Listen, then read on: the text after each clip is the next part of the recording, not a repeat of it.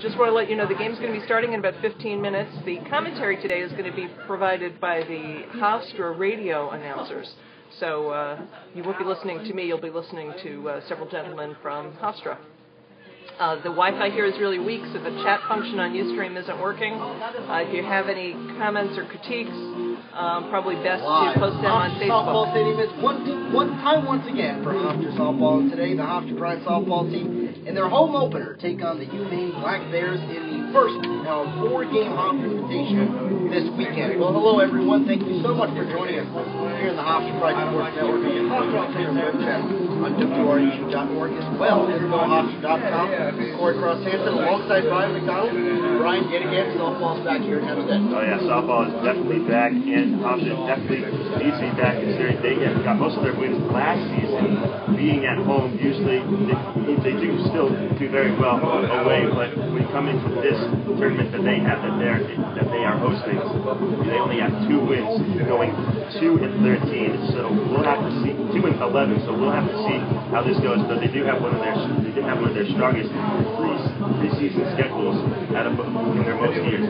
Well, we talked about how they're 2-11. Past 13 games they've been on the road, but we got to talk about game number 1. They lost 7-6 in 9 innings to Louisville, who was ranked at the time number 21 in the country, and certainly they were fighting right with them. And then, obviously, talking with head coach Bill Edwards and associate head coach Larissa Anderson earlier this week in practice, the players were really worried about that NCAA at-large bid. They were hoping, well, I hope I didn't blow it after losing that Louisville game after such a tight game, because if they won that game, that certainly would have looked good in the NCAA. Oh, it definitely would have been huge for it. Louisville was ranked number 21 at the time, going in 9 innings, winning the extra innings against that team. And what we saw from that, though, is that in those extra innings, we did see a lot of pitch hitting going on from bench players. I remember Ashley Einbender on the team had a pitch hit double that brought 2 runs in to tie the game back up at 7. So that was a big thing. Rasha, definitely you saw the emergence of people on the bench covering. You saw great things when it came to depth for this Hofstra softball spot. Also, Erin Trippy is a freshman this season, going to be the backup catcher for Courtney Cruz. We've seen a lot of good batting from her so far coming in. So she is the designated player for the lineup against Maine for today's game. So we'll have to see about that. Certainly good to see Trippy doing that. Obviously, a lot of offensive power lost. The number 1 player that you obviously have to focus on is Sarah Michalowski. Is not here. We talked to them in the Spring Sports Preview show. I asked Jess Hirschfield who's going to replace her defensively and offensively as well. And Jess says, you know what, I'm going to replace her. Not so much the case anymore. She broke her arm in practice last week. She is out for 6 weeks. So at that first base spot today, and most likely for the future, will be Nicole Sofsky. Yeah, most likely. Really tough blow for the Hofstra Pride team, considering Jess Hirschfield, she isn't a power hitter. So when she says replacing Sarah Michalowski, Miss Michalowski has so much power. When you look at Hirschfield, it doesn't have that power, but she knows how to get on base, and that's the main thing that she does. Whether it's a walker, she gets hit by a pitch, maybe it's just a bunt, and she knows how to get on base, and she knows how to base run. That's exactly what Hofstra needs. They need that bounce of power. If base running against Jess Hirschfield, it's a huge blow to this Hofstra lineup. Inside the pregame edition of the locker room here on the Hofstra web channel, as well as GoHofstra.com. Corey Cross-Hanson, Brian McDonald here with you for the opening game of the Hofstra Invitation this weekend, as they are taking on the University of Maine Black Bears. And obviously, we talked about the losses. We got to talk about their first win, 5-inning run rule. Olivia Galati gets the shutout, and obviously the no-hitter as well, which was certainly impressive for her. Oh, it was definitely huge, and that was a big momentum boost that they needed, considering it was against a tough Virginia Tech team coming out of the ACC, but that play a lot of good opponents in their conference. Even though Virginia Tech isn't at the top of their conference, it is still a huge quality win, considering they did face 4 ranked opponents in their preseason schedule. And when you see that, even though they went down, but they had 4 losses against those teams, they weren't like blowouts. They were one-run games. And the main thing that happened in those things is that they were making errors, and the other team was capitalizing on those opportunities. When you see those 2 wins that they had no errors. They are 2-0 when they commit no errors. That's what Hofstra's defense needs to do going forward if they want to win this game. All right, well, we've heard what we have to say coming up now. My color man for today's game, Brian McDonald, had the chance to speak with Bill Edwards, the head coach of the Hofstra Pride softball team. Here's what he has to say. Right fielder, number 14, Jessica Burke. Center fielder, Lindsay Jenkins, number 7. And pitching, Ashley Kelly. It's all good on. Update. Yeah, that's what I was going to say. And now the starting lineup for your Hofstra University Pride. Oh, yeah, you know. Center fielder, yeah, number 4, Rachel Senator. Batting second, they are already going in line. number 33, Becca Beagler. Pitching, number 2, Olivia Galati. Batting fourth, right fielder, number 1, Tessa Ziemba. Do keys coming out? Batting fifth, catcher, number 5, Courtney Cruz. Designated player, number 6. Batting sixth, number 32, Erin Tribby. Batting seventh, third baseman, number 12, Krista Thorne. Batting eighth, second baseman, number 6, Tori Rocha. Left fielder, number 10, Michelle Avenino. And playing first base, number 18, Nicole Osofsky.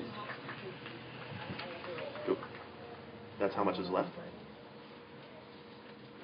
Okay, how much is left in it? Thank you. Okay, sweet. Okay. Ladies and gentlemen, at this time, please rise and remove your caps for the playing of our national anthem. Well, apparently they're going our way, so... They are going to.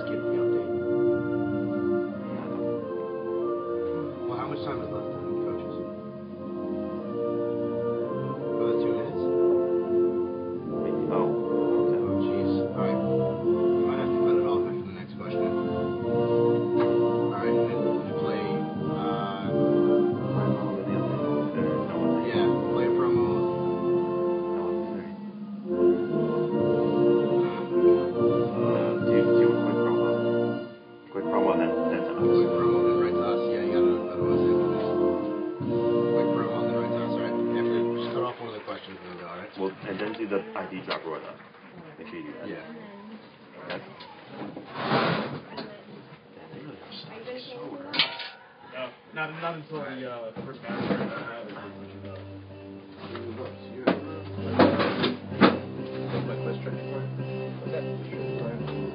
He is the designated player.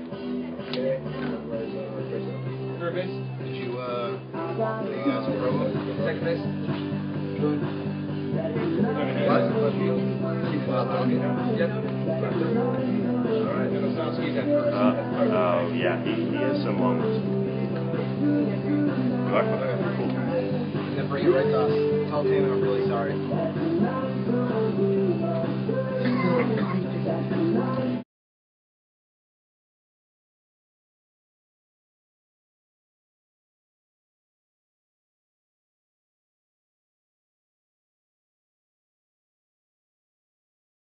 That is to a pay site for you, so that you're broadcasting. Okay.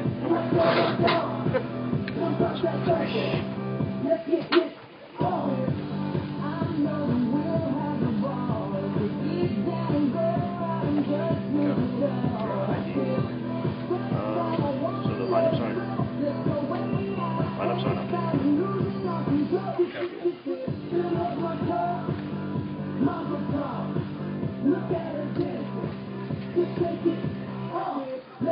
And welcome everyone back to Hofstra Softball Stadium here on the campus of Hofstra University on the Hofstra Alternative web channel, as well as on WRHU.org, as well as GoHofstra.com. Corey Cross-Hanson and Brian McDonald here with you. Kind of get a little bit of an earlier start. Pre-built scheduled first pitch was going to be at 10. However, we got the big Olivia Galati ready in the circle.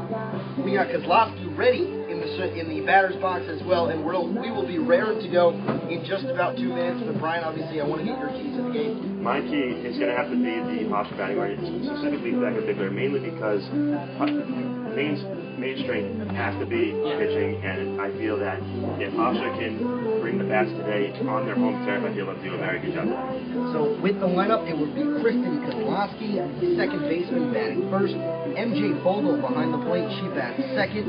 Dagmar Ralph batting third, the left fielder for the UMaine Black Bears. Hillary Kane batting fourth, the first baseman. Jen Everhart, the shortstop, batting fifth. Batting sixth will be Jenny McDowell, the designated player. Batting seventh is Nikki Byron, third baseman Jessica Burke. Batting eighth, the right fielder, and Lindsay Jenkins rounding out the lineup. Batting ninth in center field. Olivia Galati on the hill today. The first pitch in the Hofstra Invitational is straight down Broadway, strike one. The count now 0-1. Navigate fields, and first base will be Nicole Osofsky replacing Jess Hirschfield. Second base will be Tori Rocha, the sophomore. Shortstop will be Becca Bigler. And third base will be Krista Thorne. We'll get you the rest after this pitch. The 0-1 delivery is high and outside. That one is a ball. The count now is even at 1-1. And in left field will be Michelle Lavanito. In center field, Rachel Senator. And in right field, Tessa Ziemba. And obviously behind the plate will be Courtney Cruz. So the 1-1 delivery to Kristen Kozlowski is outside for a ball. Count now 2-1. No outs, no score here in the top of the first between the Hofstra Pride and the UMaine Black Bears. Galati's got to make sure she's got to keep it in the strike zone because Kozlowski has a very good eye and has a lot of walks. The 2-1 delivery is swung on and struck out. Swung on and missed. So the count now is 2-2. Infield playing very shallow. We have Krista Thorne over at third base. Third base almost in between the home plate and the third base. That was a dribbler over to first. Kozlowski throws over to Tori Rocha at second base, who was covering first. And we have our first out here in the Hofstra Invitational. And now coming up to bat now is MJ Fogel for the UMaine Black Bears. Very good play there by Tori Rocha. She knew that Kolosowski had to leave her spot and had to get that ground ball. And Tori Rocha did a very good job with her execution. So a ground out there for Kristen Kozlowski. First pitch to MJ Fogel is right on the outside corner. Count now goes to 0-1. MJ Fogel leading the Black Bears in batting so far this season with a batting average of .346. The 0-1 pitch to Fogel is outside yet again and on the outside corner. So certainly Olivia Galati painting that outside corner very well. It's an 0-2 count right now.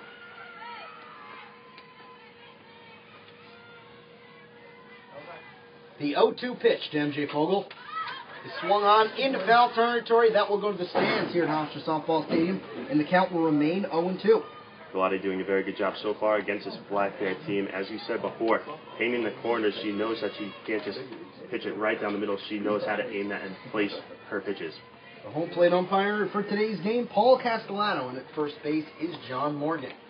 Castellano seems to be really allowing that outside corner.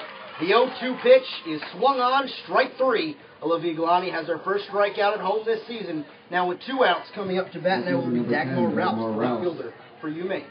Fastball there by Galati to get out Fogel a little high, maybe just barely outside the strike zone, but she goes above the numbers and does a very good job making her swing. Galati doing a very good job so far early on, really painting that outside corner well. That one goes inside and a little bit out, a little bit low as well, so that will be called a ball. 1-0 count here to Dagmar Ralphs here in the top of the first. Corey Cross-Sampson and Brian McDonald here with you for game one of the Hofstra Invitational. Hofstra will take on University of Maine as they are doing right now. Then UConn a little bit later today, I believe at 12:30, and then tomorrow the same exact opponents, the University of Maine and then UConn respectively. Dagmar Ralphs fouled off that pitch. Count now goes to 1-1.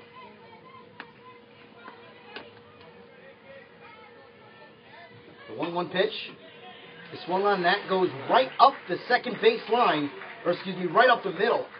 And Dagmar Ralphs has our first hit of the game.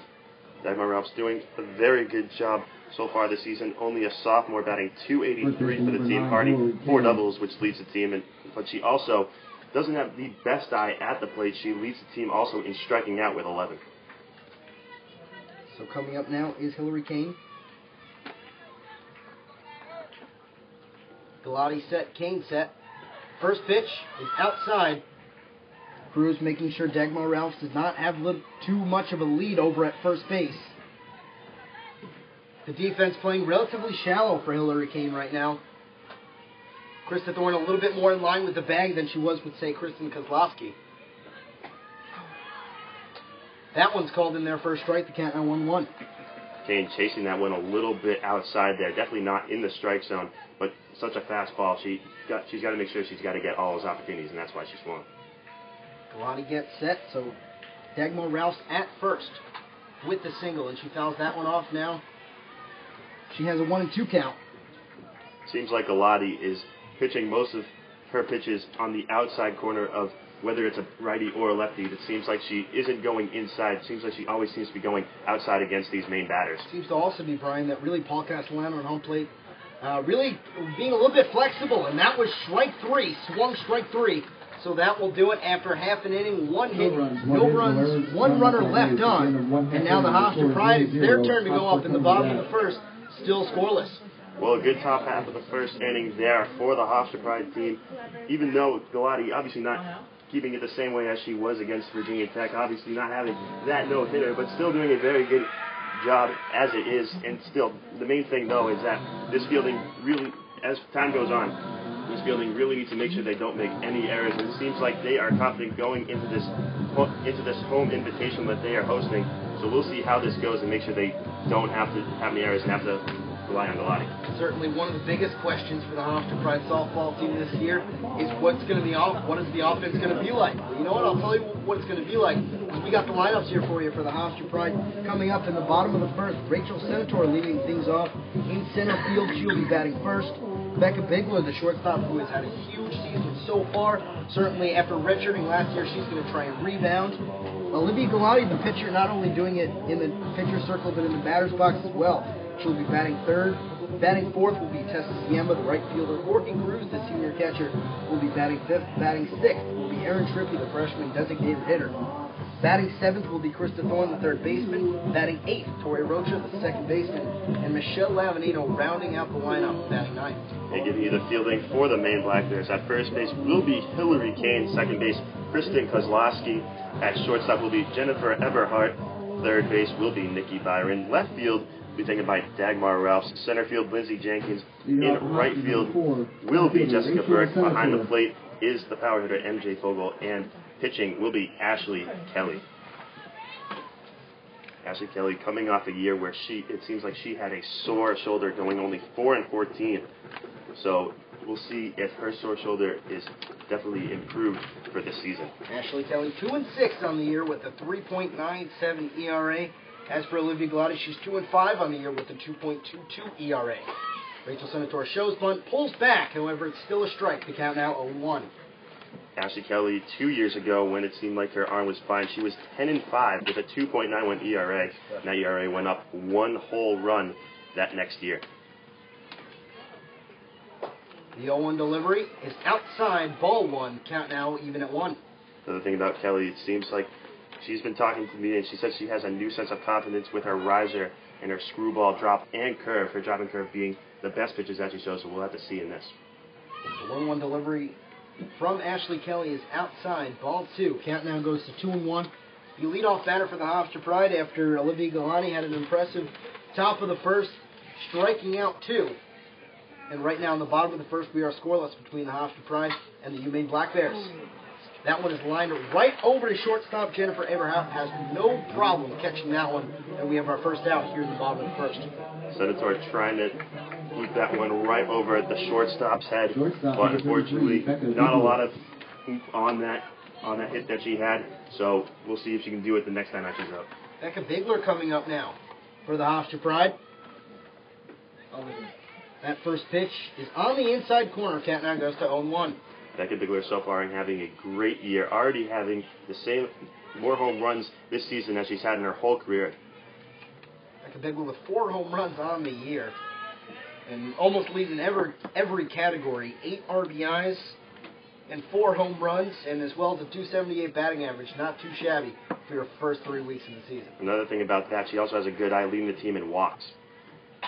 Becca Bigler rips that one way foul in the left field parking lot. Already showing her power with this home audience seeing her. 2-2 count. Ashley Kelly gets set. Bigler set. That one goes outside. I believe the count will now go to full. Bigler gets back set. The infield playing a little bit shallow. Especially a little bit surprising for Nikki Byron over at third base, playing relatively shallow. Becca Bigler tries to get that one to fall, and it does. And she will have a double. She rounds first with no problem. A little bit of a trouble in outfield there for the UMaine Black Bears, and Becca Bigler is on here on second base with 1 out. Lindsey Jenkins, the center fielder for the Black Bears, almost made a fantastic play, trying to dive for that one in right center field, but unfortunately went in her glove, but then it went right out. So very tough break for this Maine Black Bears team, but Bigler ends up with that double and showing her power already for the Hofstra Pride batting order. Coming up now is Olivia Galati, and Brian, I want to go back to your point. Certainly Lindsey Jenkins couldn't have done anything better than what she did, as that one is inside. Count now goes to 1-0. You really can't ask for much more out of Lindsey Jenkins. She basically had the full extension, just didn't have enough room to get there. It seemed like with the wind blowing from left to right here at Hofstra Softball Stadium, just seemed to drop a little bit too short. That one's fouled behind home plate. Count now goes to 1-2. Yeah, going back to your point, though, Corey, Lindsey Jenkins did have a very good jump on that ball, though. It's just a shame, though, even though she basically was in position to make that diving catch. It would have been a great play, but unfortunately, as you said, just went right out. Looks like that also reached the tip of her glove. Count now evens at 2-2 with that ball a little bit outside. So Becca Bigler on at second, 1 out, a scoreless game here between the UMaine Black Bears and the Hofstra Pride here at the Hofstra Softball Stadium. Thank you so much for making us a part of your Saturday morning. 2-2 pitch is line down the left field line, and that one will go foul. So the count remains at 2-2. Corey Cross-Hansen and Brian McDonald here with you on the Hofstra Alternative web channel on WRHU.org, streaming live on GoHofstra.com as well. Galati has been in the batting lineup for 12 of the 13 games so far this season, so obviously it seems like head coach Bill Edwards wants to see that performance coming out of her batting lineup, so that's probably why he has Galati in. 2-2 pitch is lined. That one's popped in the infield, and it looks like Jennifer Eberhardt was able to catch that one. Now 2 outs, but still Becca Bigler is on at second. And coming up now is the right fielder, Tessa Ziemba. Unfortunately, Olivia Galati getting under that one, popping it straight up, right behind Becca Bigler, actually, behind second base. Jennifer Eberhardt was there to get that one. So we'll see what Tessa Ziemba, if she can bring Becca Bigler home. So Tessa Ziemba steps up to bat. Ashley Kelly really continuing the pitch count. It seems like the Hofstra Pride batters are really fouling off every one of Ashley Kelly's pitches so far. Kelly set, Ziemba set. The 1-0 delivery is on the outside corner. Count now goes to 1-1. Ziemba with a tough start so far this season, only batting 184, having 7 hits in her 28 at-bats that she's had. But a good thing, though, she hasn't had as many strikeouts as she has left. 1-1 pitch is lined back to Kelly. She throws back over to first, and that will do it.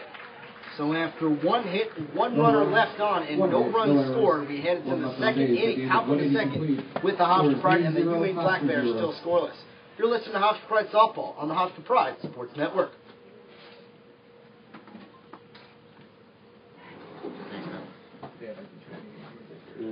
Shake it off with the rust. That wasn't too bad. That was a tough inning. Will do. Usually have like something loaded. Oh, man. Man, that would have been a great play. What would? That diving catch would have been awesome. Yeah. I think that's her glove, too. I explained it. I'm pretty sure that it just came out of her glove. See the replay. Where's the replay cam? All right, I'll take it back. That means we're at.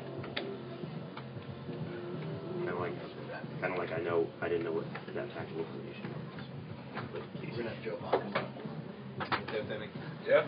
Yeah. That's weird.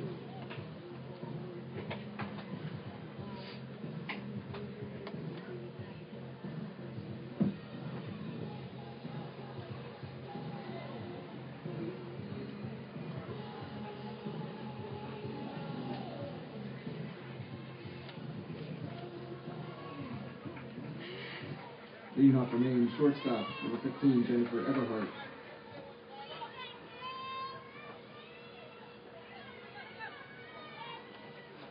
And welcome back to Hofstra Softball Stadium. The 5, 6, 7 hitters coming up in the top of the second. Right now we have a scoreless game between the Hofstra Pride and the UMaine Black Bears. The first pitch to the shortstop in the 5 spot, Jen Everhart.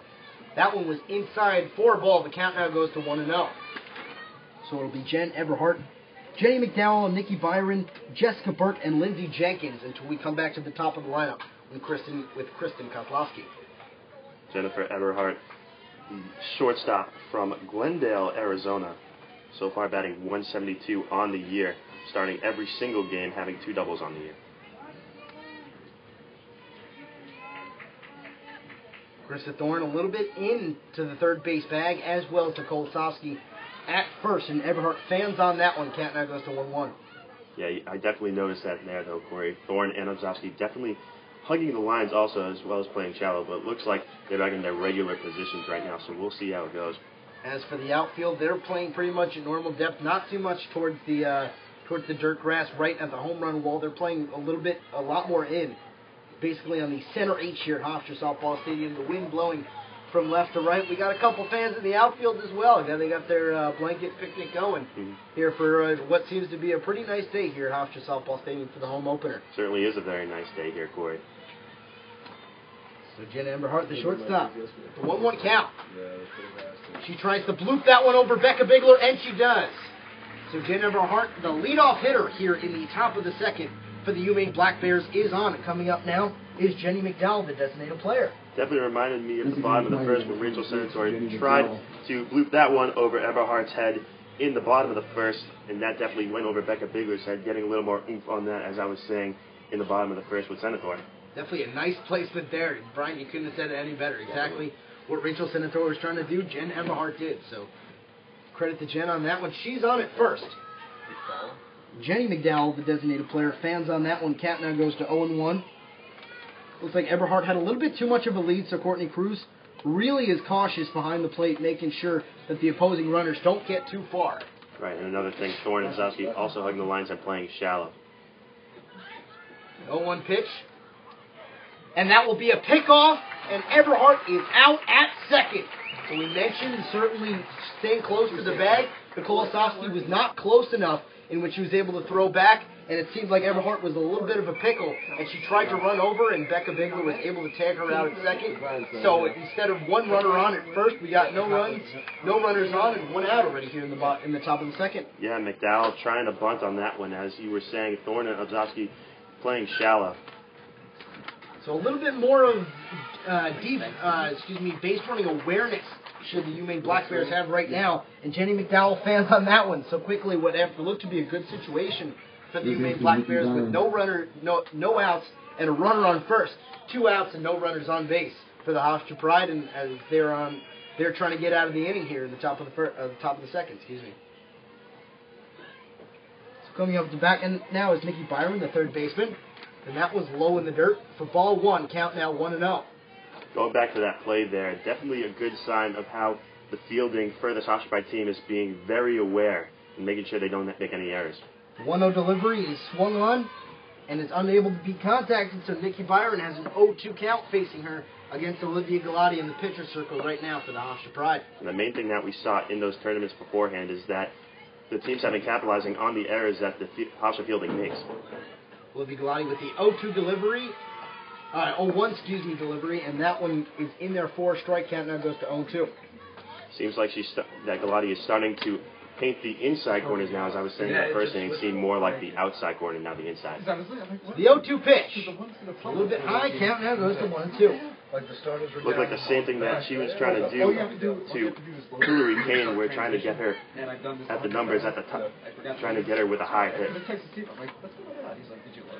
So the 1-2 count delivery is swung on, strike 3. That's Olivia Galati's 4th strikeout of the day, and that will wrap up the top of the second. So after 1 hit, no runners left on, and no runs, we head to the bottom of the second with the Hofstra Pride and the UMaine Black Bears still scoreless. I still want to go back to that play there, Corey, where they had that good pickoff play when they went off the second. Definitely some hesitation going on before with Eberhardt. She was trying to go to second, but definitely good awareness that she was going to second. So good job on Hofstra's fielding. So we'll have to see how this goes. If they can keep this up and try to bring some players home in their batting so they can support the defense, the pitching that Galati is doing well, and also the fielding. So Lynn Coops, in her first year for the UMaine Black Bears, as the head coach, what exactly do you see in your squad right now?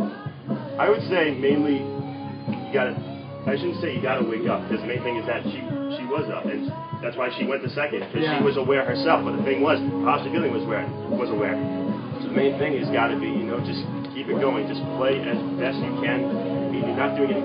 Well, they know that they're facing a very good pitcher, and that she is nationally recognized. So we'll have to see how this goes with this main offense, who has struggled so far this season. It only seems like it's been MJ Fogle and Gene Stevens and Dagmar Rouse producing the runs for this team. So we'll have to see how this goes against this Hofstra fielding. And certainly, with the status of Olivia Galati, getting 2 hits in 2 innings is certainly something good. And getting those runners on is certainly important, which they have been able to do. Courtney Cruz pops up that one behind home plate. The third baseman, Nikki Byron, will catch that one. So 1 pitch and 1 out quickly here in the bottom of the second. Definitely we're seeing a trend so far. It seems that the Hofstra batting lineup is really getting under their pitches. You saw Senator, how she only kind of looped that one to the shortstop for the pop-out. And when you also saw Galati, she really got under that one. And that was another infield pop-out. This one, the same thing. So we have to see that they have to make good contact with the ball. As Erin Trippy, the freshman, will get the first seat. We'll see her first. So Erin Trippy coming up, and that first pitch is outside for a ball. Count now 1-0. Certainly, I wanted to basically compare to the Tori Rocha of last year, in which you didn't know what exactly freshman was going to make the lineup. Erin Trippy has been doing very well, as we saw Jess Ullman as well last year. Jess Ullman and Tori Rocha were really those players that Bill Edwards could depend on to get those clutch hits so far. Definitely huge. When you saw Tori Rocha, it seems like Trippy may have seen an appearance earlier in the season than Rocha did last season. Also, you're saying Zeman, she was a big part, unfortunately, not with the team this year. Trippy only batting 77 on the year. However, she has been doing very, very well in practice as well. They working a lot of contact drills. But really, players that stood out at practice was with Courtney Cruz, Olivia Galati, and I got to say, Erin Trippy. She certainly looked good, as the freshman does. That one is inside for a ball. You definitely got to remember, though, Corey, Trippy has to realize that in practice, I mean, it is practice. You got to think about the game, too. That's also important, Brian. Certainly important to keep that in mind. Check swing, did she go? First base umpire says no, she did not go. So certainly that would potentially be strike 2 for her. A 2-2 count here. That would actually be strike 3 for her. So a 2-2 count here to Erin Trippy. The 2-2 delivery. Line foul down the left field line. Count now remains at 2-2. Trippy so far starting 3 games for this team at catcher. So we'll see if maybe she'll get more playing time going to CAs later, if it will be Cruz getting the main load. We'll see if Trippy can improve from practice. She can bring what she gets from practice and she can bring it to game day. First base umpire John Morgan saying she did not go on that one. And she will walk on over for ball 4. So certainly a good at-bat by Erin Trippy, and good pitching as well, distributing it basically where Erin Trippy did get confused a little bit. So good job by not only Ashley Kelly for the UMaine Black Bears, but the Hofstra Pride's Erin Trippy as well. Definitely a good eye by Erin Trippy on that at-bat there, Corey. So Erin Trippy over at first. Krista Thorne, the senior third baseman, comes up to bat for the Hofstra Pride. The first pitch is a little bit outside, tips the glove of MJ Fogle, and with no problem, Erin Trippy moves on over to second base with that wild pitch. It looked like originally Chris Thorne actually tipped it a little bit, but no, it reached the glove of MJ Fogle, tipped off the top of her glove, and Erin Trippy was able to walk on over to second base. So runner in scoring position here. for the Hofstra Pride. A little bit of confusion. Looks like so far with Lynn Coots as well as the home plate umpire Paul Castellano. A 1-0 count here to Krista Thorne with Ashley Kelly on the hill. No runs given up by Kelly so far. A scoreless game here in the bottom of the second. However, for the second inning in a row, the Hofstra Pride are threatening with the runner in scoring position. Becca Bigler was able to get the double in that first. She continues her hot streak. And Erin Trippi with the single, and then the wild pitch moves on over to second base. The 1-1 pitch is a ball, and the count will now go to 2-1. It's a tough fastball there that Ashley Kelly just hit to Krista Thorne. Thorne trying to put the bunt down, but really good job bringing that back so they don't call a strike on it. Kelly set, Thorne set. That one's lined over to the third baseman, Nikki Byron.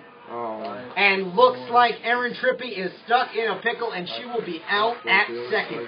So I guess maybe a little bit of a freshman mistake there, in which they were good fake out as well by Nikki Byron, pretending to throw over to first. I guess that really triggered triggered Erin Trippi to move up a little bit, and that got her stuck. Krista Thorne is now over at first. She's safe. However, the runner in scoring position, Erin Trippi, is no longer there. Yes, Trippi definitely walking into that one, as you said, Corey.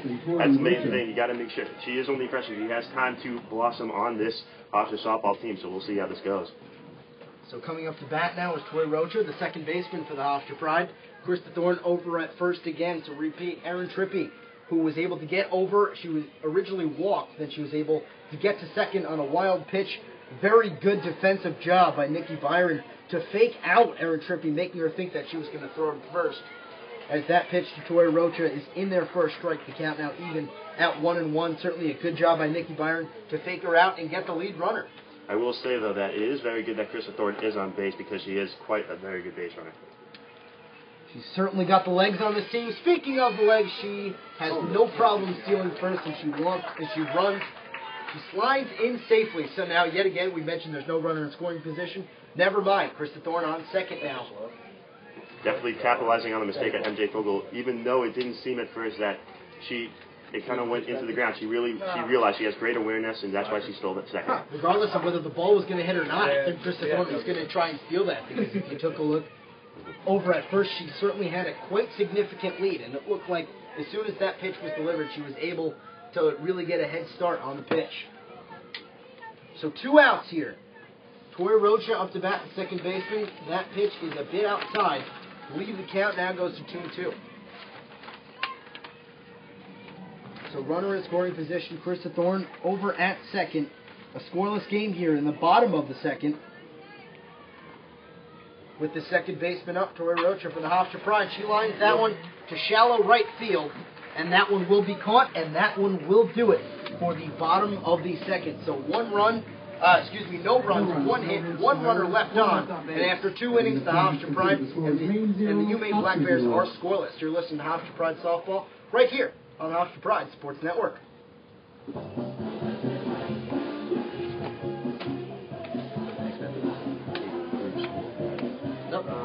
So bad. We're here. Yeah, I know. That's on second. I don't know. Oh, thank you. I forgot how Yeah, I realize I have been saying that a lot. I've been pointing to Casey. Anything for me? Good?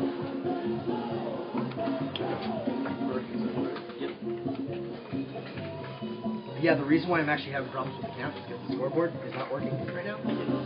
Yeah, that is. Thank you.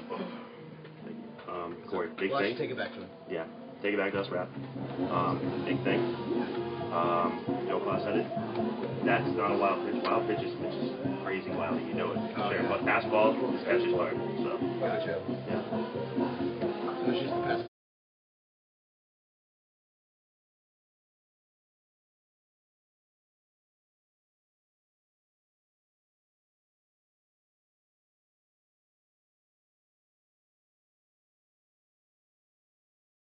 For 14, Jessica Burke.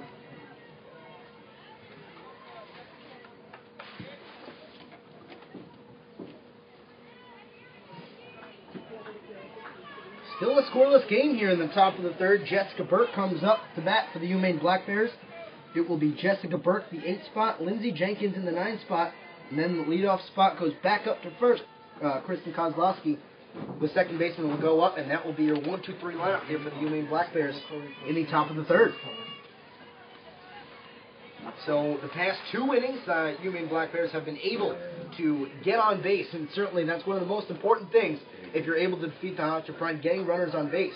As that one is fanned on by Jessica Burke, the count now goes to 0-1. 1-1, excuse me.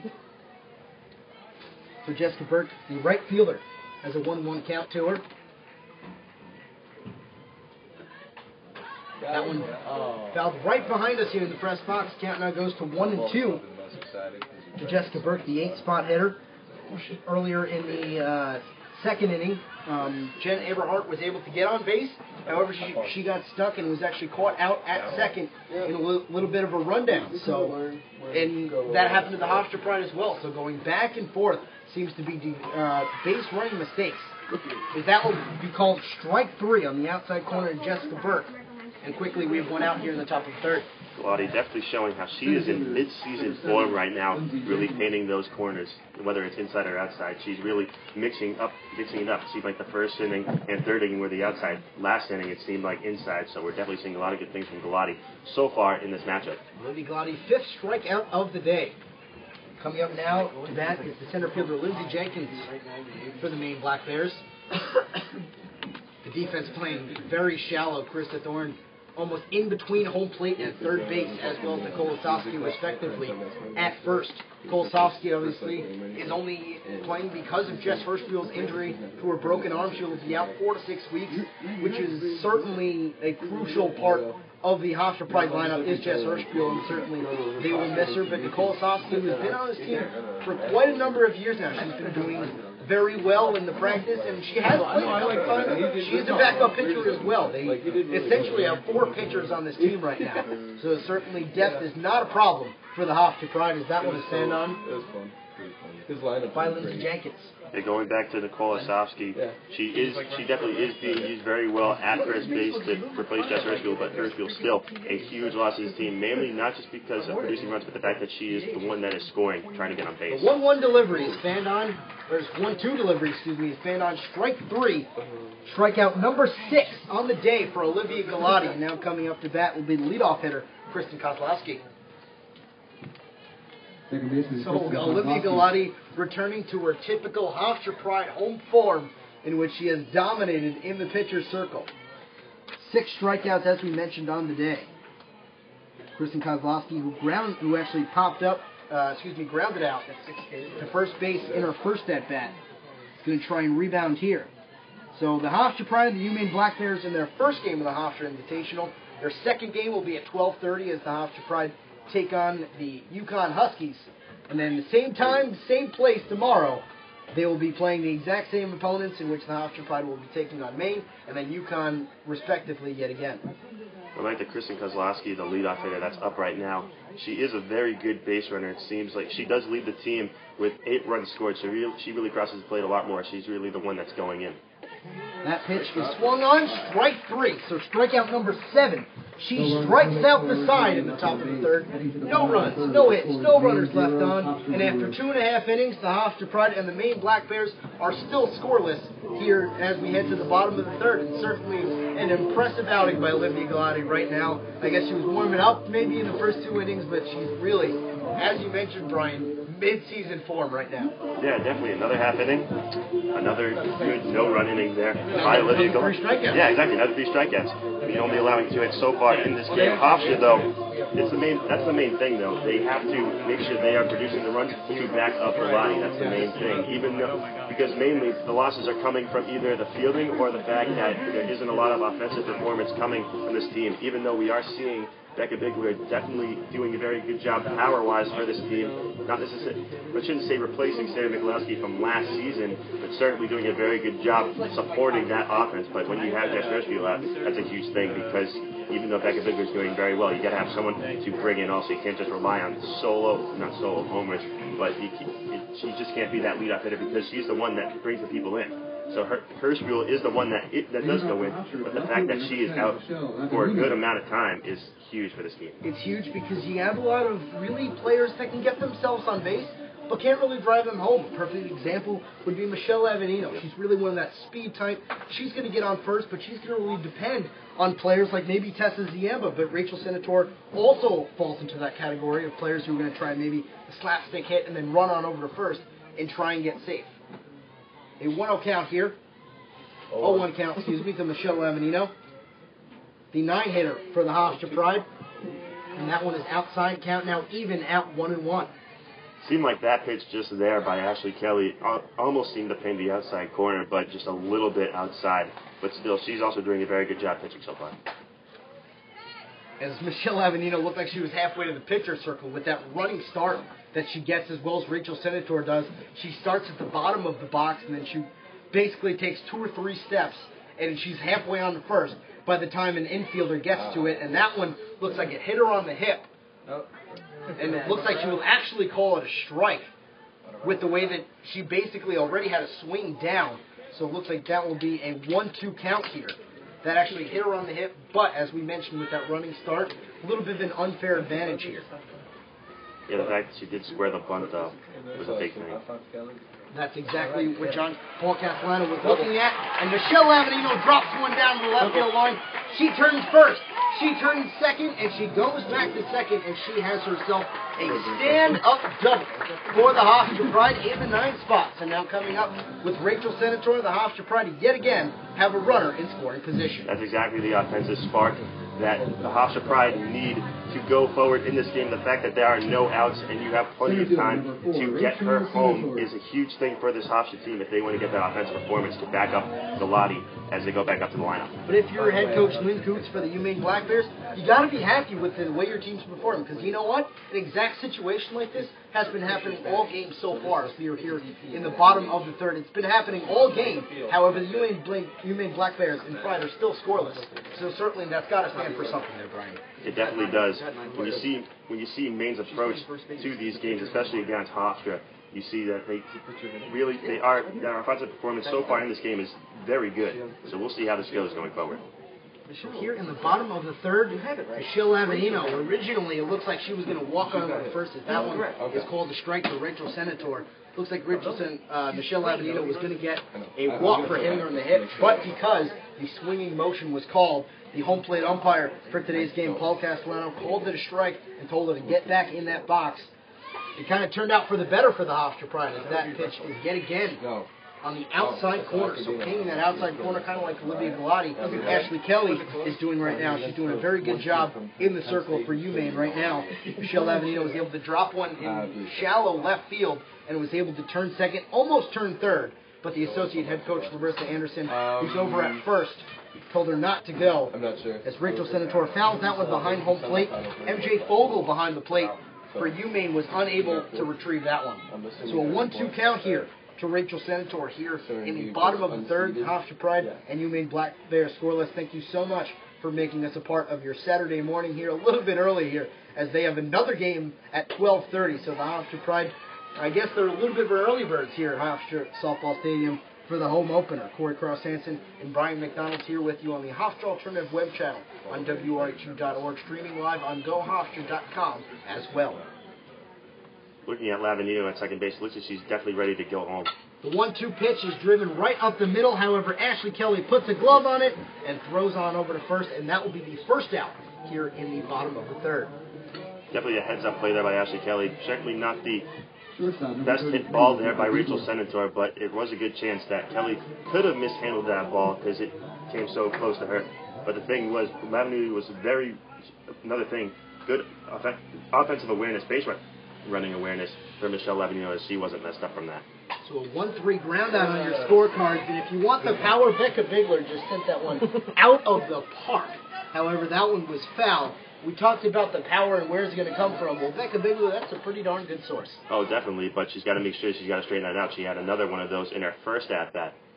Seems like Ashley Kelly is not really intimidated by the Hofstra players so far, and as well as Olivia Galati, to continue to remain in this game, exactly play what exactly they have to do, not really get sidetracked on maybe Michelle Avenino over at second and just pitch. And that's exactly what Ashley Kelly has been doing. And that's the reason why Maine and the Hofstra Pride are still scoreless.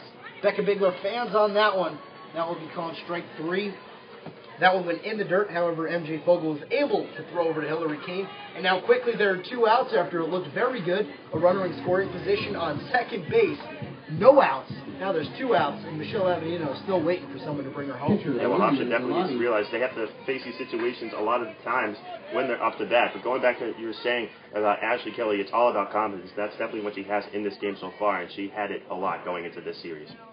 So pitcher against pitcher. Olivia Galati, the pitcher for the Hofstra Pride, going up against Ashley Kelly, who's actually in the pitcher circle right now. And what an ironic thing with that, the RBI would actually be, if Olivia Galati were to get the RBI today, she'd basically be doing everything for the Hofstra Pride right now, if that were to be the case. Right, well, she's going to do that. She's got to make sure she doesn't swing too low, and she can't make another pop out like she did in her first at-bat.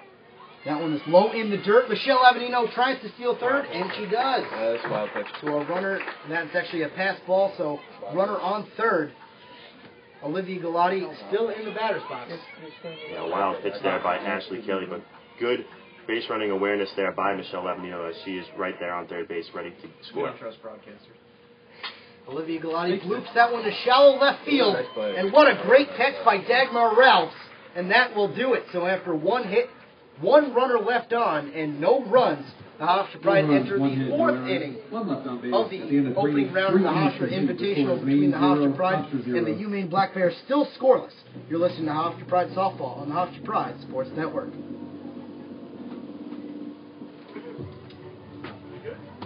We can hear you. Show all your shenanigans, okay? My shenanigans? So I get a little bit.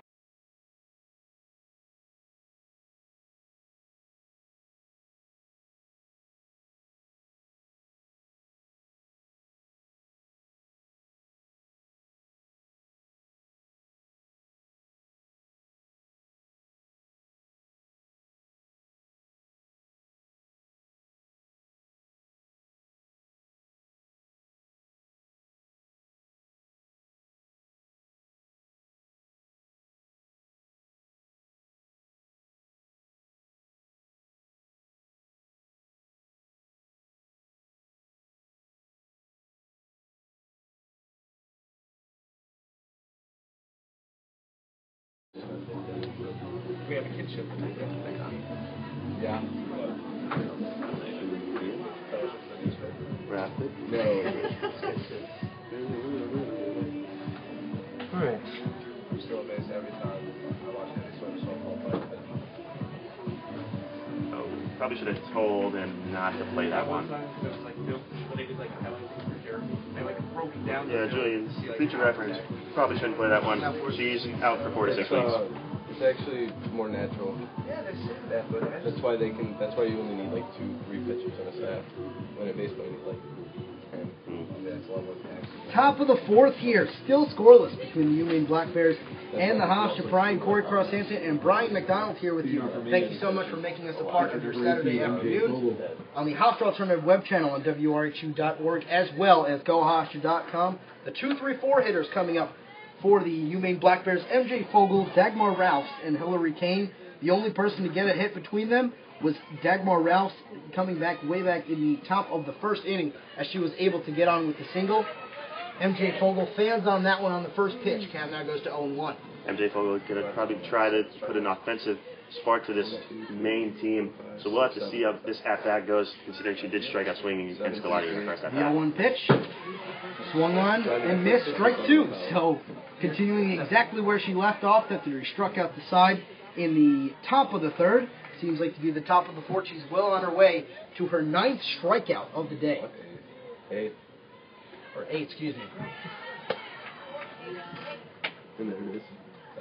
And there goes her 8th strikeout. So swung on strike 3. And Olivia Galati continuing what she does best, striking out the hitters. Oh yeah, definitely, Corey. You see Galati, it shouldn't be an expectation by now, but the fact that she's a junior and she did so well in her freshman and sophomore years, you do kind of start to expect this from Galati. So 8 strikeouts on the day so far for Olivia Galati. Coming up to bat now is Dagmar Ralphs. Ralphs in her first at bat, single up the middle, having one of the only 2 hits that Maine has had in this game, so maybe she can put an offensive spark to this team in this at-bat. The delivery to Ralphs. He's right outside the outside corner, so it seems like Ashley Kelly as well as Olivia Galati right now continuing to paint that outside corner very well. Also seems to be a little bit of flexibility from the home plate umpire Paul Castellano right now. Yeah, I would definitely agree with that. Galati doing a very good job so far in this. Swung on strike 3, so strikeout number 9 on the day for Olivia Galati, and one more strikeout, and she will be striking out the sides in her past 2 innings. Coming up to bat now is Hillary Kane, the first baseman.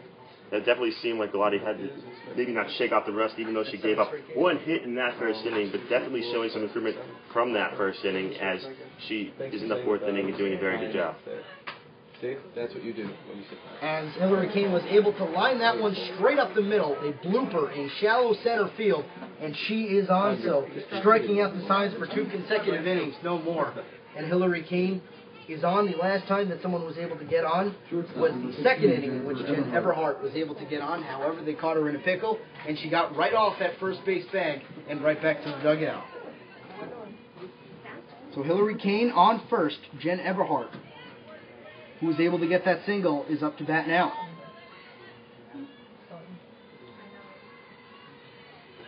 Jen Everhart fouls that one behind home plate. And that goes to 0-1. Seems like Krista Thorne and Nicole Ozowski, the 3rd and 1st baseman for the Hofstra Pride. Seem that they are playing a little bit shallow, but not as shallow as they usually have been. Certainly, Krista Thorne playing a lot more in line with the bag than Nicole Ozowski is right now. Obviously, because you're not going to try and pick off Hillary Kane over at first. Olivia Galati with the 0-1 delivery. Fouls off behind home plate. Into the stands. Perfect catch by one of the fans. However, that doesn't count for an out, so the count now goes to 0-2. This offense from Maine is making sure that they bring up the pitch count for Galati. It seems like they're doing a very good job making good cuts at the ball and just making sure they get some contact on it so they can stay in their at-bats. So, Brian, if you're head coach Lynn Coots, what do you say to your squad right now? You say you keep doing what you're doing. Just make sure you straighten that out. Olivia Galati with the curveball. And that one just a bit outside. Count now goes to 1-2. Definitely a tough pitch there by Galati. When you looked at last season, it seemed like she finished off the at-bats of the opposing teams with an off-speed pitch like that, and that's exactly what she was trying to do right now, but unfortunately a little bit high. Let's see if she can try to do it again. The 1-2 pitch to Everhart. He's outside. Count goes to 2-2. Seems like she still does a good job mixing up her pitches, though, when it comes to either off-speed or when it comes to a fastball. I'll tell you, Olivia Galati's most strongest pitch is that rise ball, which she continues to use. Let's see if she uses it here. The 2-2 pitch, that was a rise ball. Everhart was able to get contact on it, but Krista Thorne over at third catches it, and that will retire the side in the top of the 4th. So 1 hit, no runs, and 1 runner left on after 3.5. The Hofstra Pride and the UMaine Black Bears are scoreless here as we head to the bottom of the 4th. Definitely when you look in the 4th inning, it seemed like in the beginning of the game, you think if Hofstra's batting showed up, it seemed like they would go on a streak of certain hits, because once you get that one spark, and I thought that spark was going to come from Michelle Avellino in that last inning when she ripped that one down the left field line, it seemed like they would get their offense going, but still a 0-0 game with Hofstra and Maine.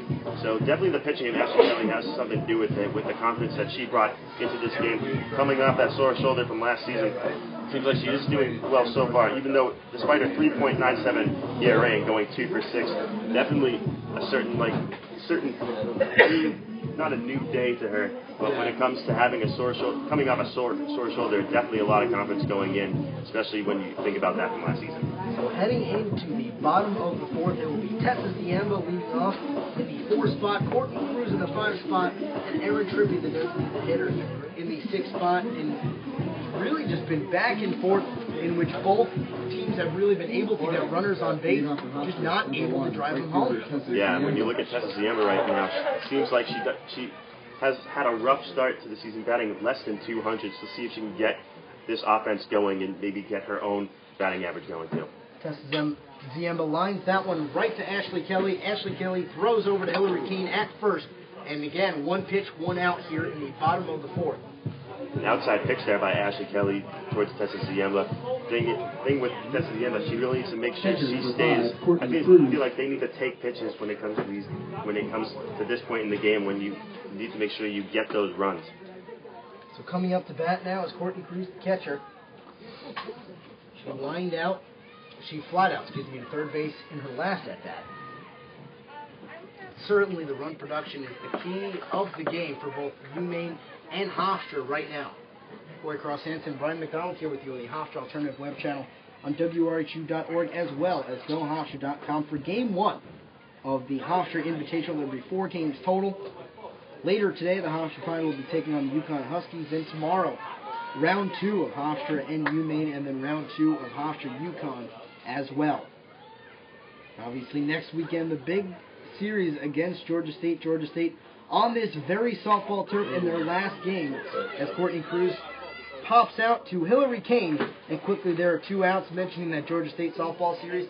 The last time the Hofstra Pride softball team played here, they were knocked out of the CAA championship after almost a dominating run through the CAA championship. Georgia State only had to win 2 games consecutively against the Hofstra Pride. Hofstra Pride only needed to win 1, and they were unable to do it. So certainly revenge is one of the real messages of this team right now.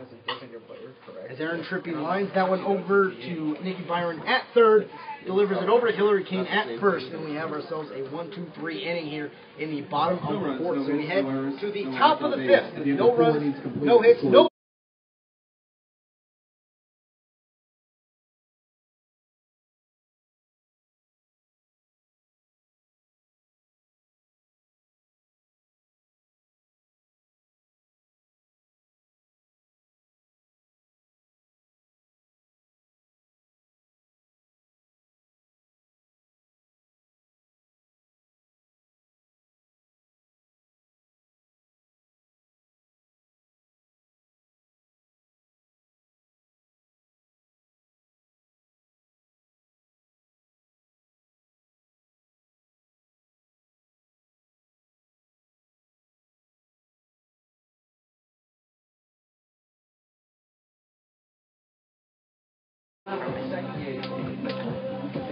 Yukon's playing Maine. Yeah, that should be better by now. I got a stat in. My goodness. Are you here for a 3, or are you just bailing out? I have to go across. Pat's coming, right? Yeah, he's here. That's a good offense. Okay, that's fine. Can you go across if you stay here? I mean, What he should? Plus he knows. Said he was doing that. Yeah, so Galati has thrown 52 pitches. It's not bad. I saw somebody knows how to like 9 strikeouts. scoreboard does come back and I think, you yes. make a mistake. Okay, I good. don't know how to fix it. Got it right. I don't know. Yeah.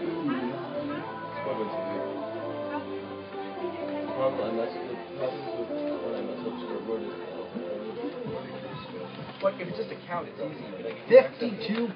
52 pitches, and 41 of them are strikes. That's the one Olivia Galati right now, as she is entering the top of the 5th. And the exact reason is why the Hofstra Pride and the UMaine Black Bears are scoreless right now. And coming up to bat now is Jenny McDowell, the designated player for the UMaine Black Bears. It would be Jenny McDowell, Nikki Byron, and Jessica Burke and Lindsay Jenkins if one of 3 of them were to get on. Yes. 0-1 pitch. He's on the outside corner. So no 2 count here. When you think about Maine's batting right now, you feel like you should know by now that on the outside and inside, that's where the majority of the pitches are going to be, not right down the middle. They Hofstra Pride always practice with a home plate that has a green stripe, a red stripe through the middle, a yellow stripe on the outside, and then the corners are green. Obviously, the red is where you don't want to pitch. The yellow is okay, and green is exactly where you want to go. The 0-2 pitch is fouled on the right field side. Nicole Tosky catches it in fair territory, and yet again, we will do the 0-2 count. Jenny McDowell not having that many at-bats so far this season as many of her other teammates when it comes to only playing 10 games, batting 115. Jenny McDowell, the 9th strikeout victim. This is her 2nd time this game as she fans on that one. Third baseman, Nikki Byron. Looks like that'll actually be her 10th strikeout. It's coming up to bat now with Nikki Byron, the third baseman. Very surprised at the last pitch. that Galati threw, it seemed like that was right down the middle, not on any corner. So 10 strikeouts for Olivia Galati. As Nikki Byron pops that one up to Krista Thorne over at third base. And quickly we have 2 outs here in the top of the 5th. Yeah, another pop out in this game. Usually you'd see them from Hofstra when you look at the majority of this game. You see a lot. You've seen some from Courtney Cruz and Olivia Galati when they're up at the plate. But when you saw that happen just now, it just seemed like, a lot of these players are getting under the ball when they're swinging, and they really got to stop doing that if they want to get good contact in the ball and start producing runs. So Jessica Burke comes up to bat, the right fielder for the Union Black Bears, and she takes strike 1. Count now 0-1. Jessica Burke struck out looking on her first at bat. Really has to make sure. Another freshman for this team. This main team definitely full of young performers. Defense playing very shallow, specifically the outfield here for the Hofstra Pride. That one fouled into the stands behind home plate here at Hofstra Softball Stadium for the Hofstra home opener, between the Hofstra Pride and the UMaine Black Bears. The Pride 2-11 on the year, and 5-16 are the Maine Black Bears coming into today's matchup. I will also say, though, that Maine seems like their lineup, it has a good amount of freshmen and sophomores. Definitely not seeing it in this game. Seems like they're very poised. The delivery is called strike 3. Strikeout 11 on the day for Olivia Galati. And that will do it for the top of the 5th. So as we head to the bottom of the 5th, the Hofstra Pride and the UMaine Black Bears are still scoreless here, Brian. Yes, definitely, Corey. When you think, as I was saying before, with Maine, whether it's in the batting lineup or fielding, even though it seems like both teams aren't producing a lot of batting, you definitely see that there's a lot of confidence in this Maine team, and it seems like everyone is staying positive, and that's what Maine's coach has said throughout the season so far, and we're definitely seeing it through Ashley Kelly, who is one of not many seniors on this team either. You see Margaret Hilton, Brent Davis, Lindsay Jenkins as the majority of the seniors that you see batting, but you also see Ashley Kelly. But you think about some of the younger players stepping up. You see how MJ Fogel, only a freshman. You see Jean Stevens has played a good amount, and she is only a sophomore. When you think about that, Dagmar Ralph's only a sophomore as well. So when you think about that, when you're seeing this game, you see a lot of confidence, and when you think about that, it definitely doesn't show that. It shows that they are definitely under control. And Brian, you mentioned the confidence earlier. That's certainly something that is clearly present here at Hofstra Softball Stadium. Maine is a very sense of confidence in which they, again, I mentioned it again, for 3 or 4 innings so far, as we're in the bottom of the 5th, still scoreless. There's been a runner in scoring position for the Hofstra Pride almost each and every inning, and yet the Maine Black Bears are still not fazed by that, and they continue to have a scoreless game. So Krista Thorne, the 7-8-9 hitters coming up for the Hofstra Pride will be Krista Thorne, Tori Roach, and Michelle Lavanino. Lavanino, one of those hitters, getting on in scoring position with that double with the blue hit to shallow left field. With her speed, she was able to get on over at second base with no outs, and yet the Maine Black Bears were able to get out of that jam. So, got to give credit to the Maine Black Bears. Certainly a tough team coming in. Krista Thorne just ripping that one down the line, but just foul. When you think about that, when you see Becca Bigler, she ripped 2 very good hits, but unfortunately those are foul. Just got to straighten those out, and that's exactly what Krista Thorne did just now. So if they can straighten those out, they'll be in good shape. So Krista Thorne gets set. She checks swings, however she did not go. That would be called the ball. And another thing with Krista Thorne, it seems sometimes when Galati is in the batting lineup, sometimes they even take Thorne out, and she's just playing third base. The delivery from Ashley Kelly is on the outside corner. That will be called a strike. When you see Thorne this season, she has started all games in the infield, but when you look at her batting average, batting only 83, only 2 hits on the season. Kelly set, Thorne set that one low in the dirt. So I believe that will be a 2-1 count.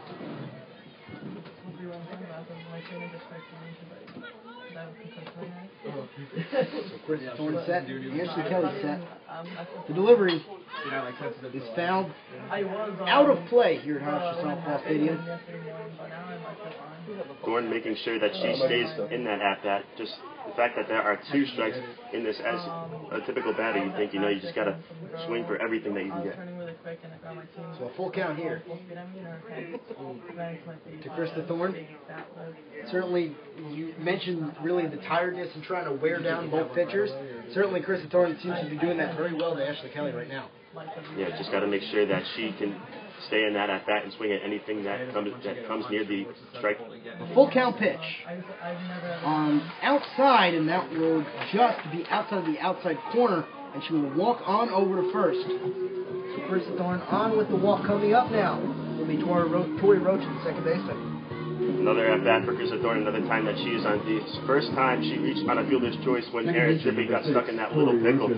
But when you think about this, Krista Thorne, the good base runner, with no outs, you got to make sure that this offense is hitting well so they can bring her home.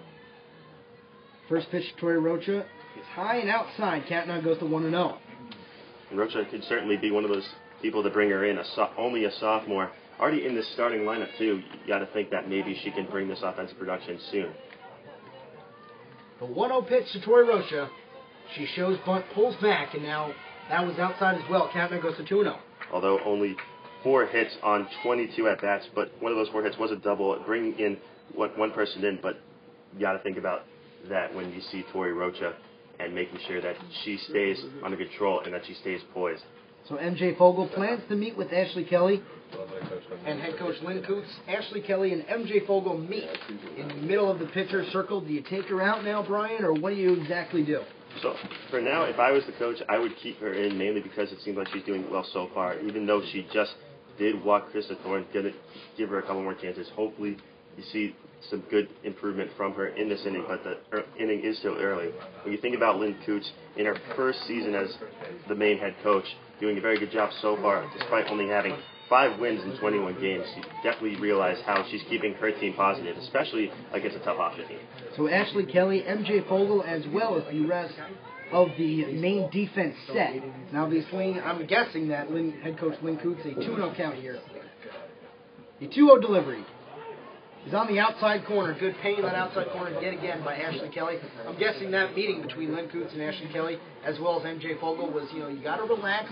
Yet again, we have a Hofstra runner in scoring position, but we've done it before, in which we've had no outs and we were able to get out of the jam. So that's exactly what Ashley Kelly is going to try and do now. The 2-1 pitch as Krista Thorne gets over to second. However, Tori Rocha will be called out at first. So we have 1 out here in the bottom of the 5th. However, runner in scoring position, deja vu all over again here, Brian. Yeah, well, Krista Thorne doing a good job making sure that she got to second base and that she got a good jump on the hit, and that's exactly why that Tori Rocha did not ground into a double play of her own. So with Lavanino coming up, hopefully we will see if Thorne can be brought home. So 1-3 fielder's choice here. And Michelle Avenino comes up. And you know that Michelle Avenino is going to try and get on at first and try and have runners at the corners and hope that maybe Senator Bigler can get a sac fly or something like that, in which the Hofstra Pride will able to get the first run, not only for them, but in this game as well, as we are scoreless here in the bottom of the 5th between the Hofstra Pride and the Maine Black Bears. And you saw Avenino a couple of innings ago when she ripped that line drive down the left field line the opposite way, as she is a lefty on this team. You think maybe she can try to get over the third baseman's head again and see if she can bring Krista Thorne home. So Lavanino set the delivery. Is outside and low in the dirt. But you also got to think about, too, that Lavanino is only one of 2 Hofstra batters that has hit in this game. So definitely, if you're going to see that, you have to make sure that she stays hot for this team. Definitely an impressive showing by not only Olivia Galati, but Ashley Kelly as well for the Maine Black Bears right now. Getting set back in the circle, a runner in scoring position, a 3-1 count here to Michelle Lavanino. Krista Thorne, as we mentioned, with that fielder's choice, is in scoring position at second base. The 3-1 delivery is high, however, it stays in the strike zone. Count now is full at 3-2. Seemed like that was a changeup that Ashley Kelly just gave to Michelle Lavanino. Looked a little bit high, but right down the middle, but still the umpire calling it a strike, now full count. A full count delivery is in there, strike 3. So a crucial strikeout there by Ashley Kelly. She gets her second strikeout, of the day. And now coming up now is Rachel Senator. What a crucial at-bat for Ashley Kelly. perfect execution there. That's exactly what Ashley Kelly needs. Got to keep that confidence up. If she keeps that confidence up, that's exactly what she needs to do if she wants to get a win in this game. And hitting the outside corner, so close to being a ball. Very good job by her. So 2 outs here as Rachel Senator tries to foul, or tries to slap stick and put that one down on the first base line. However, that goes towards the third base line and goes out of play. So the count now will be 0-1 to Rachel Senator.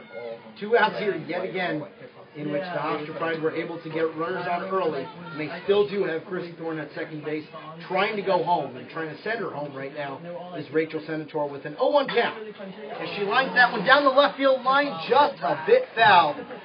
You know, if that one went fair, that would have spelled trouble for the Maine Black Bears, as Rachel Senator probably would have at least been to second base, and Chrissy Thorne would, of course, gone home. But a sigh of relief for head coach Lynn Coots and the Maine Black Bears. And when you look at Rachel Senator, the leadoff hitter, leading the team in batting, she only has 5 RBIs on the season despite the 14 hits. When you think about that, she seems to be more the person getting on base, not really the one that drives the people in. The delivery to Senator is outside. So a 1-2 count here to Rachel Senator. Krista Thorne at second in scoring position, 2 outs. Kelly set, Senator set. The 1-2 delivery is hit on over to shortstop. Can she get Rachel Senator in time? No, she can't. So we have runners on the corners here. Good sprint there by Rachel Senator. She gets on. She is getting on with the single. Krista Thorne moves over to third. We got runners on the corners here, and Becca Bigler is put in a big spot here. Scoreless between the Hofstra Pride and the Maine Black Bears here in the bottom of the 5th. Good base running, as she always does, by Rachel Senator. Jennifer Eberhardt trying to get to that ball, playing a little bit deep in her position, but when you think about it, Senator, very fast base runner. It seemed like she didn't have as much of a chance to get her out, and a good job by Thorne getting over to third. Runners on the corners, 2 outs, scoreless game between Hofstra and UMaine. She drives that one up right the middle, but a great play by Ashley Kelly, and 2 runners are left on, so after 2 hits, 2 runners left on, and no runs. A fantastic play by Ashley Kelly going right back to her glove, and we are still scoreless as we head to the top of the 6th between the Hofstra Pride and the UMaine Black Bears. You're listening to Hofstra Pride Softball, a barn burner here on the Hofstra Pride Sports Network.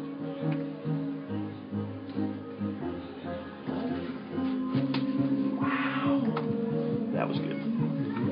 What are the chances that goes right back? No chances this run. I thought that was going to go right through the ball. Wow. Yeah. I mean, it is on camera. We can do it. Top 10 plays. Top 10 plays. What?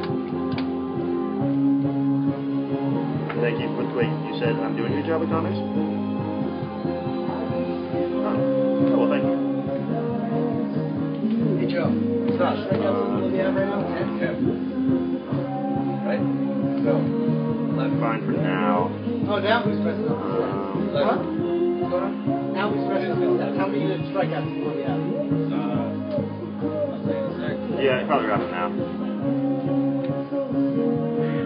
I'm assuming you heard me.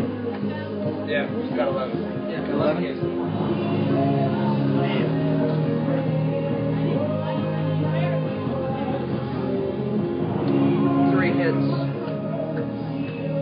I did tell you to wrap. For Maine, center fielder. It's all I good. did. Yeah, wrap whenever you can.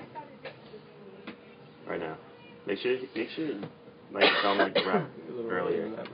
Like, or that he needs to do a better job wrapping, because it seems like when we say the wrap, it's like going a little long. That's all. Just saying. I mean, I'm not really concerned because they're not even ready yet. But I understand what you're doing. We might not have loaded in the Ziemba and Senator ones still. Probably should load those in. Probably should. IDs. Sweet. Might want to get that for tomorrow. Okay.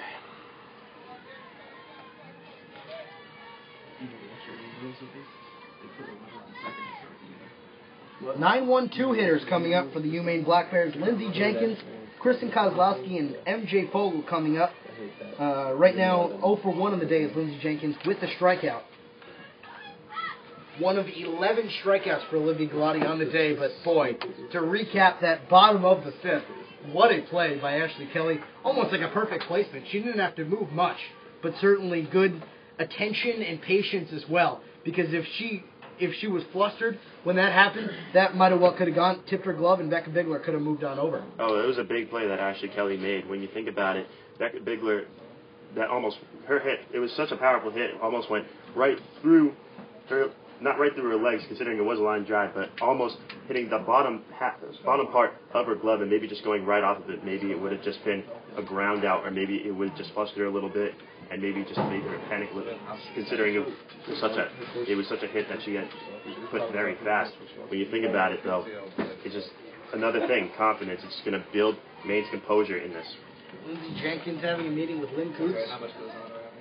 An 0-1 count here for Lindsey Jenkins. That one might be on the outside corner. However, home plate umpire Paul Castellano says no. So we have an even count here. 1-1. No runners on. Then top of the 6th after runners on the corners in the bottom of the 5th. Becca Bigler lined right back a ball to Ashley Kelly, and that would do it for the bottom of the 5th. Lindsey Jenkins fans on that one. Count now goes to 1-2.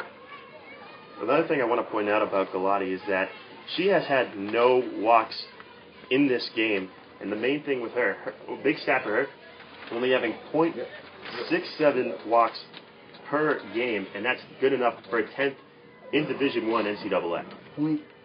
However, many walks you said, and certainly strikeouts as well. It really is the name of the game right now for Olivia Galati. So Lindsey Jenkins continuing to battle with Galati right now. The infield will play a little bit more shallow. Krista Thorne definitely playing a lot more in with the bag. Definitely not in line. Becca Bigler playing shallow. She backs up and catches the first out here in the top of the 6th. Good job at Bigler. It seemed like she was a little shallow in her position at shortstop, but no problem getting back up to that one. It wasn't hit very powerfully, but when you think about it, Becca Bigler just doing a good job getting that first out, just keeping this going for Galati. So Kristen Kozlowski in her first at-bat, she grounded out to first, struck out in her second, and tries to change that here in the third, here in her third at-bat. Top 6 here, no score between Hofstra and UMaine. Certainly a seesaw battle with both teams getting runners in scoring position. Hofstra has been really getting those runners more than UMaine in the past couple innings. Ashley Kelly doing a fantastic job in the pitcher circle for UMaine right now, and that's exactly why we have the scoreless game. So Kristen Kozlowski fans on that one. 0-2 count here to the leadoff hitter for UMaine. Another thing to talk about Galati, and how I was mentioning the hits, is that Kristen Kozlowski, she has a very good on-base percentage, and that's a good deal with her walks. And the fact that Galati's not getting any walks is a big thing. The 0-2 pitch, fanned on, strikeout number 12 on the day for Olivia Galati. Yet another strikeout victim. That was Kristen Kozlowski's second strikeout of the day for herself. Coming up now will be MJ Fogel. She already has 2 strikeouts on the day. She certainly looks to avoid becoming the third strikeout victim for Olivia Galati. As we mentioned, 12 strikeouts so far on the day for number 2. MJ Fogel fouls that one behind home plate. Count now goes to 0-1. MJ Fogel seems to be the exact person that Maine needs to get this powerful spark that Maine needs to pull away against this Hofstra team. So 2 outs here. Top of the 6th. MJ Fogel fouls that one on the left field side. That one stays in the park. However, Krista Thorne runs out of time to catch it. And we will reset, still an 0-2 count here. Yeah, both Thorne and Bigler going for that ball. It seemed like Lavanito may have had a chance, but it seemed like she didn't have a good jump on the ball there in left field. It doesn't seem like she's playing that far to the left field line. So Galati set, MJ Fogel set. The 0-2 delivery. It's high and outside. Ball 1. Count now goes to 1-2.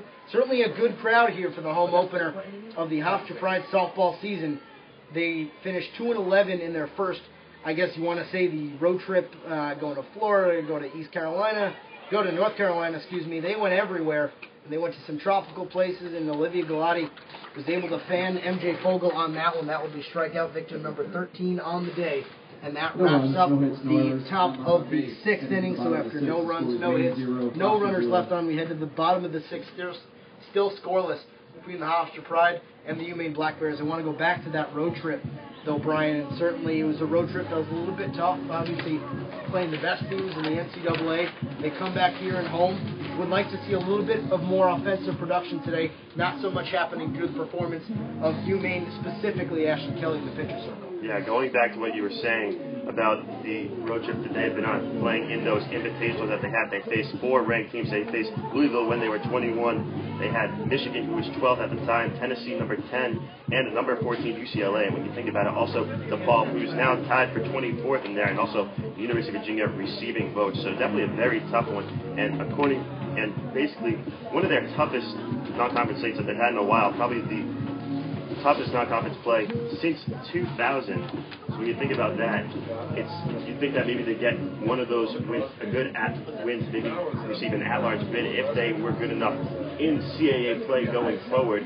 But unfortunately, not getting that one win, even though they did play very strong against those ranked teams, not getting blown out of the water, but mainly either 1 or 2 run games. When you think about that, it just seems they couldn't just close it out. They needed to get that one win, and we need to see if they can keep this, if they can try to get that spark and prove that they are a very good team against this team. So Olivia Galati will be coming up for the Hofstra Pride. Looks like it will be the 3-4-5 hitters with Galati, Ziemba, and Cruz coming up here in the bottom of the 6th for the Hofstra Pride. The Hofstra Pride losing 7-6 in the season opener as Galati lines that one up the middle, and the center fielder Lindsey Jenkins will run out of space. And Olivia Galati is in there at first base. She didn't have enough time and was not able to get to that ball, so that one bloops in shallow center field. And Olivia Galati, the leadoff hitter here in the bottom of the 6th, is on. Yeah, definitely another pop-up that seemed like Lindsey Jenkins could not get to. That first one, she almost had that great diving catch, now this time just falling right in front of her. A good thing to have Galati on in the beginning of this so they can get some offensive production. Tessa Ziemba coming up, and she bloops that one right back to Ashley Kelly. Olivia Galati going nowhere at first base. And Tessa Ziemba is the first out here in the bottom of the 6th. That's the second consecutive time that Ziemba has swung on the first pitch, has made contact, and it was in play. So I feel like when it comes to Tessa Ziemba, she needs to be very patient at the plate in order to find the pitch that she needs. Even though she isn't striking out as much, she needs to make sure that she is being the offensive producer that she was last season. So Courtney Cruz also hoping to be an offensive producer as she lines that one up on the first pitch. 2 consecutive pitches, falls in the island, and yet Hillary Kane, good awareness there. Kristen Kozlowski was going to try and go for it. She ducked. Ashley Kelly trying to go for it. She kind of tried to get out of the way, and Hillary Kane said, "I got it." It was good. I guess you want to say good communication with that. No one dropped it there. Yeah, going back to Courtney Cruz popping that one up. That's also the 3rd consecutive time that she has gotten under that ball, as she has had 3 pop-ups in this game, all 3 caught out. So definitely another thing that Courtney Cruz needs to work on. So Erin Trippi, the designated player, coming up, as she bloops that one into shallow right field. Getting under it is Jessica Burke. She collides with Lindsey Jenkins, but she is able to hold on. So with one hit, one runner left on, and no runs, we head to the top of the 7th. We got a nail-biter, folks. Come back for the top of the 7th as well as the rest of the game. You're listening to Hofstra Pride Softball on the Hofstra Pride Sports Network.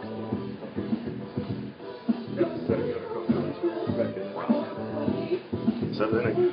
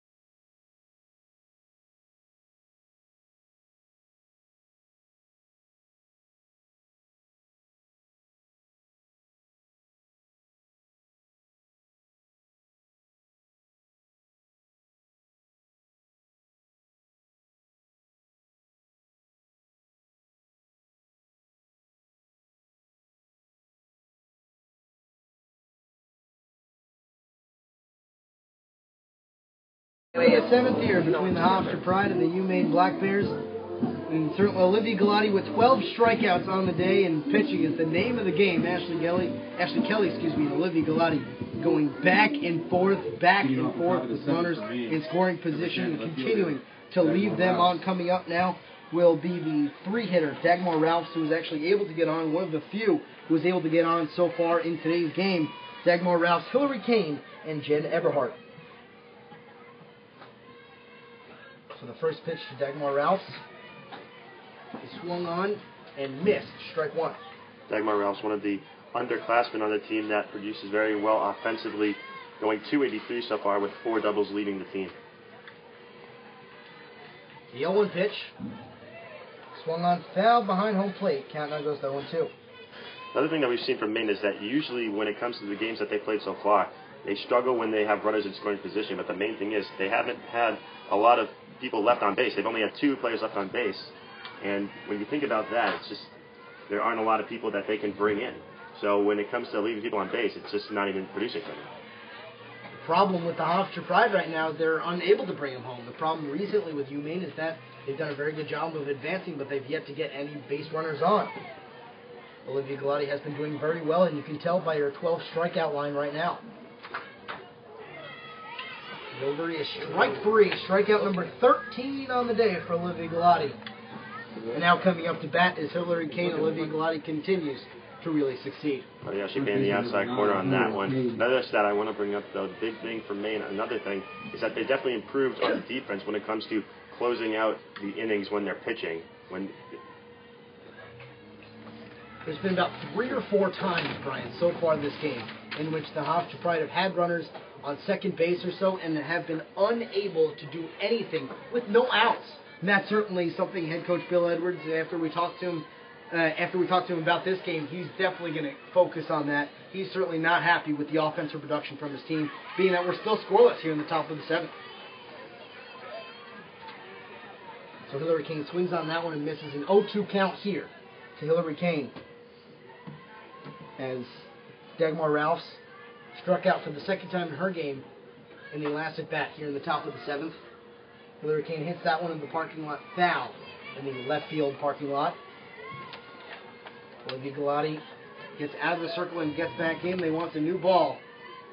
And the defense, basically the same they've been playing all game, in which the outfield has, I can't actually remember the last time that there's actually been a fly ball. It's either be the ground out or a strikeout. Certainly Michelle Avenino, Rachel Senator, and Tessa Ziemba not getting the workout that they originally thought they would have. Hillary Kane fouled that one behind home plate. Count now still 0-2.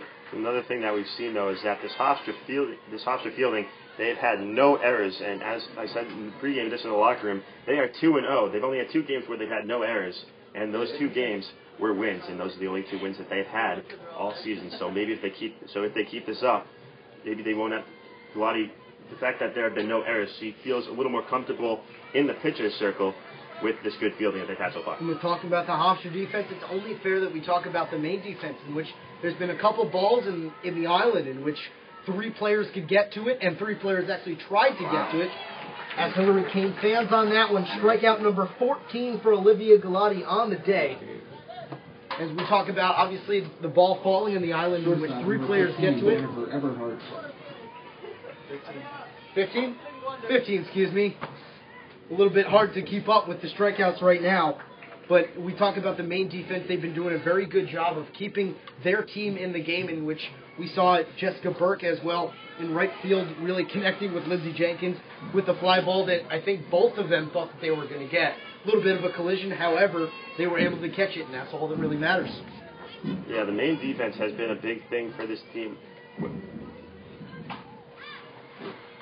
As Jen Eberhardt lines that one into center field, Rachel Senator collects it, and that will do it. So we head to the bottom of the 7th here. Still scoreless between the Hofstra Pride and the Maine Black Bears, and looks like if things continue to be the way that they're going, we're going to extras here, Brian. Yeah, that's the main thing, though. You got to make sure that offensive production happens sooner rather than later, or else Maine is going to beat you to that offensive performance. And they're definitely not the best hitting team. It seems like at some points they rely on their pitching, And when it comes to certain times when they realize that their team is producing runs, then this may be the point when Ashley Kelly may start to try to aim her pitches a little bit more and not just pitch it as it is and just be confident that way. So if it comes to the point where if there's more than one runner on base, it may be to that point where she starts to aim those pitches and she starts to feel uncomfortable in the plate, and she feels like she has to rely on herself to do that instead of the fielding and try to get those people out. And if you think too much in that pitcher's circle, it's not going to end well. And if that happens in this inning, that might be done for. I think what's also made her very comfortable is the fact that she really doesn't have that fury. She doesn't have to do it herself. This defense really bailed her out. And that's exactly one of the most important things, because if you think you're the only player on that field, that's a huge problem. You're almost guaranteed to lose, and that's exactly why they're staying in this right now, because her defense, Ashley Kelly's defense, is really supporting them right now. So, heading into the bottom of the 7th, still a scoreless game between the Hofstra Pride and the UMaine Black Bears. Corey Cross-Hansen and Brian McDonald here with you on the Hofstra Alternative web channel on WRHU.org, as well as GoHofstra.com. Krista Thorne leads the lineup, and she hits it over to short to Jennifer Eberhardt. She throws it over to Hillary Kane at first, and quickly there's one out here in the bottom of the 7th. Another at bat where a Hofstra Pride player has swung on the first pitch. This time, though, it seemed like Thorne did have good contact with the ball, even though it wasn't the best hit ball. It seemed like it could have been enough. The fact that Eberhardt was playing pretty deep in her position, that she may have gotten the first in time, but unfortunately, Eberhardt did a very good job getting it to first. So base is clear. Tori Rocha, the second batter here, already one out here in the bottom of the 7th. They were to score here. They were to go home victorious. With the Hofstra Pride, the Maine Black Bears pitching right now. Ashley Kelly doing fantastic in the pitcher circle right now. The delivery from Kelly is just a bit outside. That one will be counted a ball. Definitely a lot of pain in the quarters we're seeing from Ashley Kelly. We didn't see a lot earlier in the game. When it comes to late in the game, it seems like she's doing a lot what Olivia Galati has been doing, especially the outside corners. Where Rocha shows bunt, pulls back, and that would still be counted on the outside corner. Looks exactly like the location of the last pitch, which home plate umpire John Castellano called that a ball. Now he's calling it a strike. A little bit confusing here, Brian. Yeah, Rocha's got to make sure that she protects that play, considering there are 2 strikes now. So 2-strike count. Tori Rocha. Ashley Kelly was able to get a glove on it. However, it falls to Jennifer Eberhardt. Throws over to Hillary Kane, and quickly there are 2 outs. Tori Rocha is called out over at first, and Michelle Lavanino, who already has a double on her day, is going to try and send the Pride home. If not, we're going to extras. Lavanino got to make sure that she can keep that going, even though she didn't get on. She got struck out looking in her last at bat. In her first at bat, though, she did have that double. Michelle Lavanino. She originally started running out of the plate. However, she pulls back, and the count is now 1-0. This also may seem like a point where it's just the fact that they need to get on base, and that they just may do it slowly on the fact that trying to get that one person home. The 1-0 count, and she drills that one into left field, and that will fall in for a base hit. So Michelle Lavanino is on first. 2 outs here in the bottom of the 7th. Hofstra and UMaine are still scoreless. Definitely seemed like that time, even though it didn't go down the left field line, it went straight to the left fielder. It was another opposite base hit by Lavanino, so we may be expecting a lot more later in the season. But good job by her getting on base, making sure that there is a base runner to be confident with Rachel Senator coming up to bat, their leading batter so far this season. Ryan will also be seeing a pinch hitter. Rachel Senator looks like will not be batting here, obviously, with the runner on first, and you want to end this as quickly as possible. Not exactly sure who's coming out right now. Rachel Senator looked like she was going to, and it looks like... I'm not exactly sure who's coming up right now. Ashley Einbender. Ashley Einbender. Coming up, making her first appearance of the game. Obviously, you see a lot. The freshman as well. The freshman last year, sophomore this year. Yeah, only 8 at-bats on the season so far, though. Having 1 hit, but that 1 hit coming in the first game against number 21 Louisville, where she did have that pinch hit double in the 7th inning, getting 2 RBIs on that, tying that game up, and definitely that may be the reason why she's in this position right now. That clutch player coming up against one that a lot of people don't know about, so maybe Einbender can really put Lavanino in a good straight position, or maybe even bring her home. Ashley Einbender coming up. If you're head coach Bill Edwards, do you have Michelle Lavanino run or no? Right now, I would say just stay as it goes. Maybe take a couple pitches, see how it goes. There's definitely at some point where MJ Fogel seems to be bobbling the ball in her hand, then definitely go. Which one is it? Michelle Avenino has quite a lead over at first. And she runs back. And also one of the biggest questions, Brian, if there's a base hit, does she try and go for 3 if she has the chance of definitely getting 2? If she can, absolutely. You got to make sure you got to go for it. Ashley Einbender, the 1-0 count. It's outside, now goes to 2-0. Einbender, only a sophomore, as I said earlier, only that one hit. With that clutch hit, though, in that Louisville game, probably the reason why she's up right now. So, Lavanino over at first. Einbender pinch hitting for Rachel Senator. She fouls that one down the left field line. Another reason why she may be in right now is that she does provide that power. In last season, she only did have 7 at-bats. So she's already had more at-bats this season than last season, only having 2 hits in those at-bats, but still having 1 RBI. So Einbender set. Ashley Kelly set. The delivery is hit over to shortstop, and she cannot handle it. Jennifer Eberhardt cannot handle that one. Lavanino is safe at second. Einbender is safe at first. And we got runners on first and second. Coming up to bat now will be Becca Bigler. And we talk about the power and the real pressure spot. Oh boy, is this a power spot. With the bottom of the 7th, and Hofstra, you may still tied. However, a runner in scoring position here, and if Michelle Lavanino were to cross home plate, this game is over, Brian. That would be over.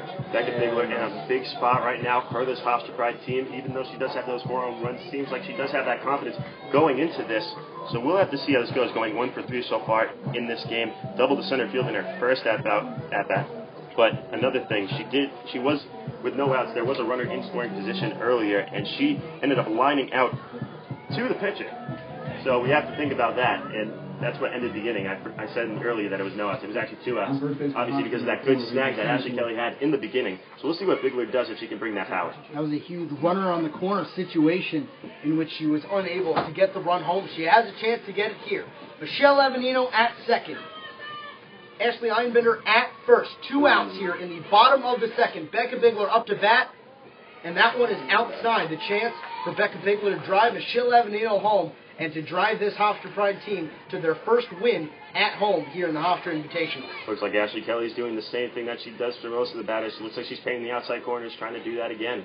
1-0 pitch. Is outside yet again. Ball 2. Becca Bigler, he'll take a walk as well, Brian. Oh, definitely. But when you think about it, as I was saying earlier in this inning, it just seems like one of those things. Like there was that mishap that Eberhardt had earlier. Becca Bigler swings on the pitch, and she fouls that one off. Count now goes to 2-1. Ashley Kelly, the key for her right now is she really has to remain calm. Not look behind her in the fact that there's runners on first and second, and do exactly what she's done all game, basically focus on pitching, and that's what's really got her out of the jams. The 2-1 pitch to Becca Bigler is swung on over to first, and that will do it. So we will head to extra innings here at Hofstra Softball Stadium in the opening round of the home opener of the Hofstra Invitational. Don't go anywhere. You're listening to Hofstra Pride Softball on the Hofstra Pride Sports Network. Do they use it right away?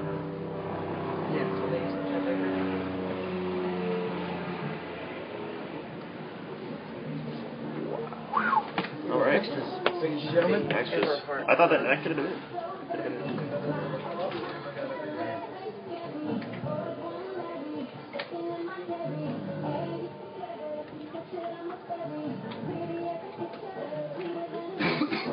Wow. So. Yeah, 0-0. Still. 6 hits. 6. 0-0? I didn't know that. Cool. All right. You know what? 6 runners left on base. All right, we'll take it, bro.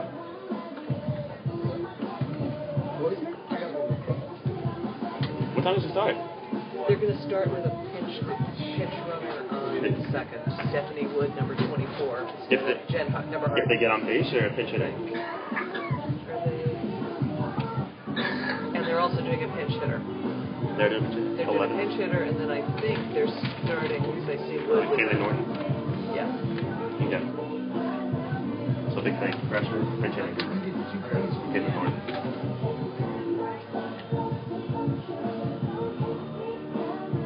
And welcome back to Hofstra Softball Stadium. Extra innings here in the home opener of the Hofstra Invitational. Can't ask for much more than what you're seeing right now. 15 strikeouts on the day for Olivia Galati. Ashley Kelly doing very well as well with 4 or 5 innings in which she's seen runners in scoring position and a real power hitter coming up, and she has gotten them out each and every time. So we have ourselves a pitcher duel, and we have a pinch hitter here coming up, Caitlin Norton coming up. Caitlin Norton, a freshman, a South Portland, Maine native.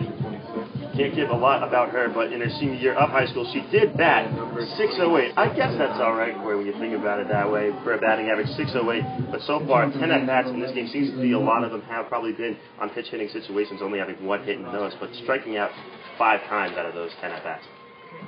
Caitlin Norton coming up, head coach Lynn Cooks with the UA Black Bears says, you know what, that 600-plus average is great, but I want to see you put it to the test right now here in the top of the 7th. So Olivia Galati enters her 7th inning of work already with 15 strikeouts, as we've mentioned. Ashley Kelly presumably would enter in her 7th inning of work as well in the bottom of the 7th. The other thing to keep in mind is the UMaine Black Bears still have a game today, and the Yukon Huskies are playing the Hofstra Pride in about, I would say, about an hour or so. So certainly keeping the players rested is going to be important as well, Brian. It's definitely going to be huge, so you got to think about who you may want to have pinch hit in the situations for both teams. The pitch to Norton. She shows bunt, tries the bunt, misses on that one. Count now goes to 0-1. 0-2. 0-2, excuse me. Caitlin Norton gets set in the batter's box yet again. The infield playing relatively shallow. Krista Thorne and Nicole Osowski not playing in line with the bag. Caitlin Norton fans on that one. No, on second. And that will be her 16th strikeout of the day. She is. Good cut there by Caitlin Norton, but unfortunately another strikeout for her, now having more strikeouts, or having over half of her strikeouts, the majority of her at-bats, these strikeouts, but now he's still only one out. You got to think about the person on second, Stephanie Wood, the big runner. Oh, the last out was 15, Everhart, and Wood is in for Everhart. So the first pitch to Nikki Byron 1, 2, 3. is a strike. Count goes 0-1. We should mention, obviously, with the extra innings, they start out with a runner on second, and then they go from there, and that's equal for the Hofstra Pride as well. So a runner on second here, obviously to get the scoring going. We haven't got much scoring so far. So the fact that we have a second, we have a runner on second is always included in the extra innings for NCAA softball.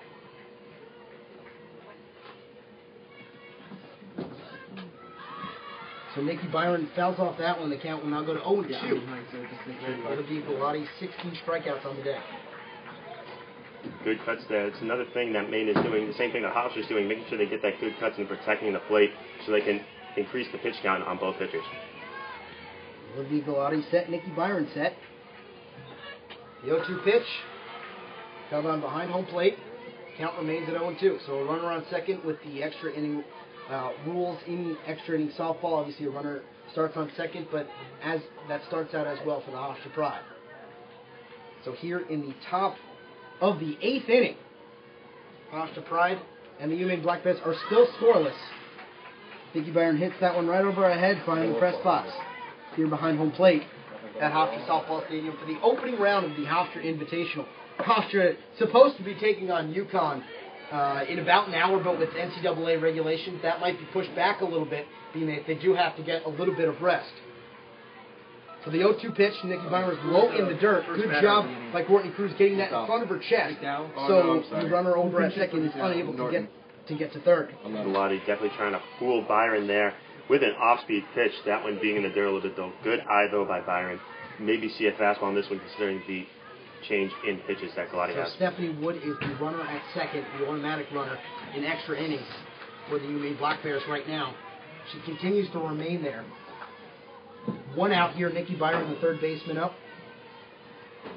She popped out to third base and then struck out as well in her last 2 at-bats. This is her 3rd at-bat right now. Nice. And that one had a little bit of a curve, and you can hear the moans and groans from the Hofstra Pride fans here saying, can you give her that one? But home plate umpire for today's game, Paul Castellano, saying, nope, that was a little bit outside. 1-2 pitch, strike 3. 17 on the day for Olivia Galati. She continues to succeed. Definitely good job not getting flustered was Galati, making sure that she was still pitching that well, even though that was a very tough call for the umpire to make with that curveball, as you said before, Corey. So we'll see how this goes with 2 outs with a runner in scoring position. So coming up to bat now is Jessica Burke. Jessica Burke takes that one inside. Stephanie Wood, as we mentioned, with the extra inning, there automatically is a runner at first, starting any inning after in the extra innings.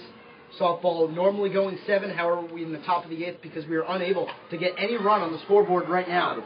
Good contact there by Jessica Burke, but that one will go foul in the left field parking lot, so we'll have to redo that one. Seems like that's been a trend so far in this game, Corey. It seems like there have been a lot of good hits by both teams, but they're just going well. They just need to straighten those out. Like, probably the only big hits that I've seen that have fallen for base hits were probably from Michelle Lavanino for those opposite base hits that she's had. So 17 strikeouts for Olivia Galati on the day.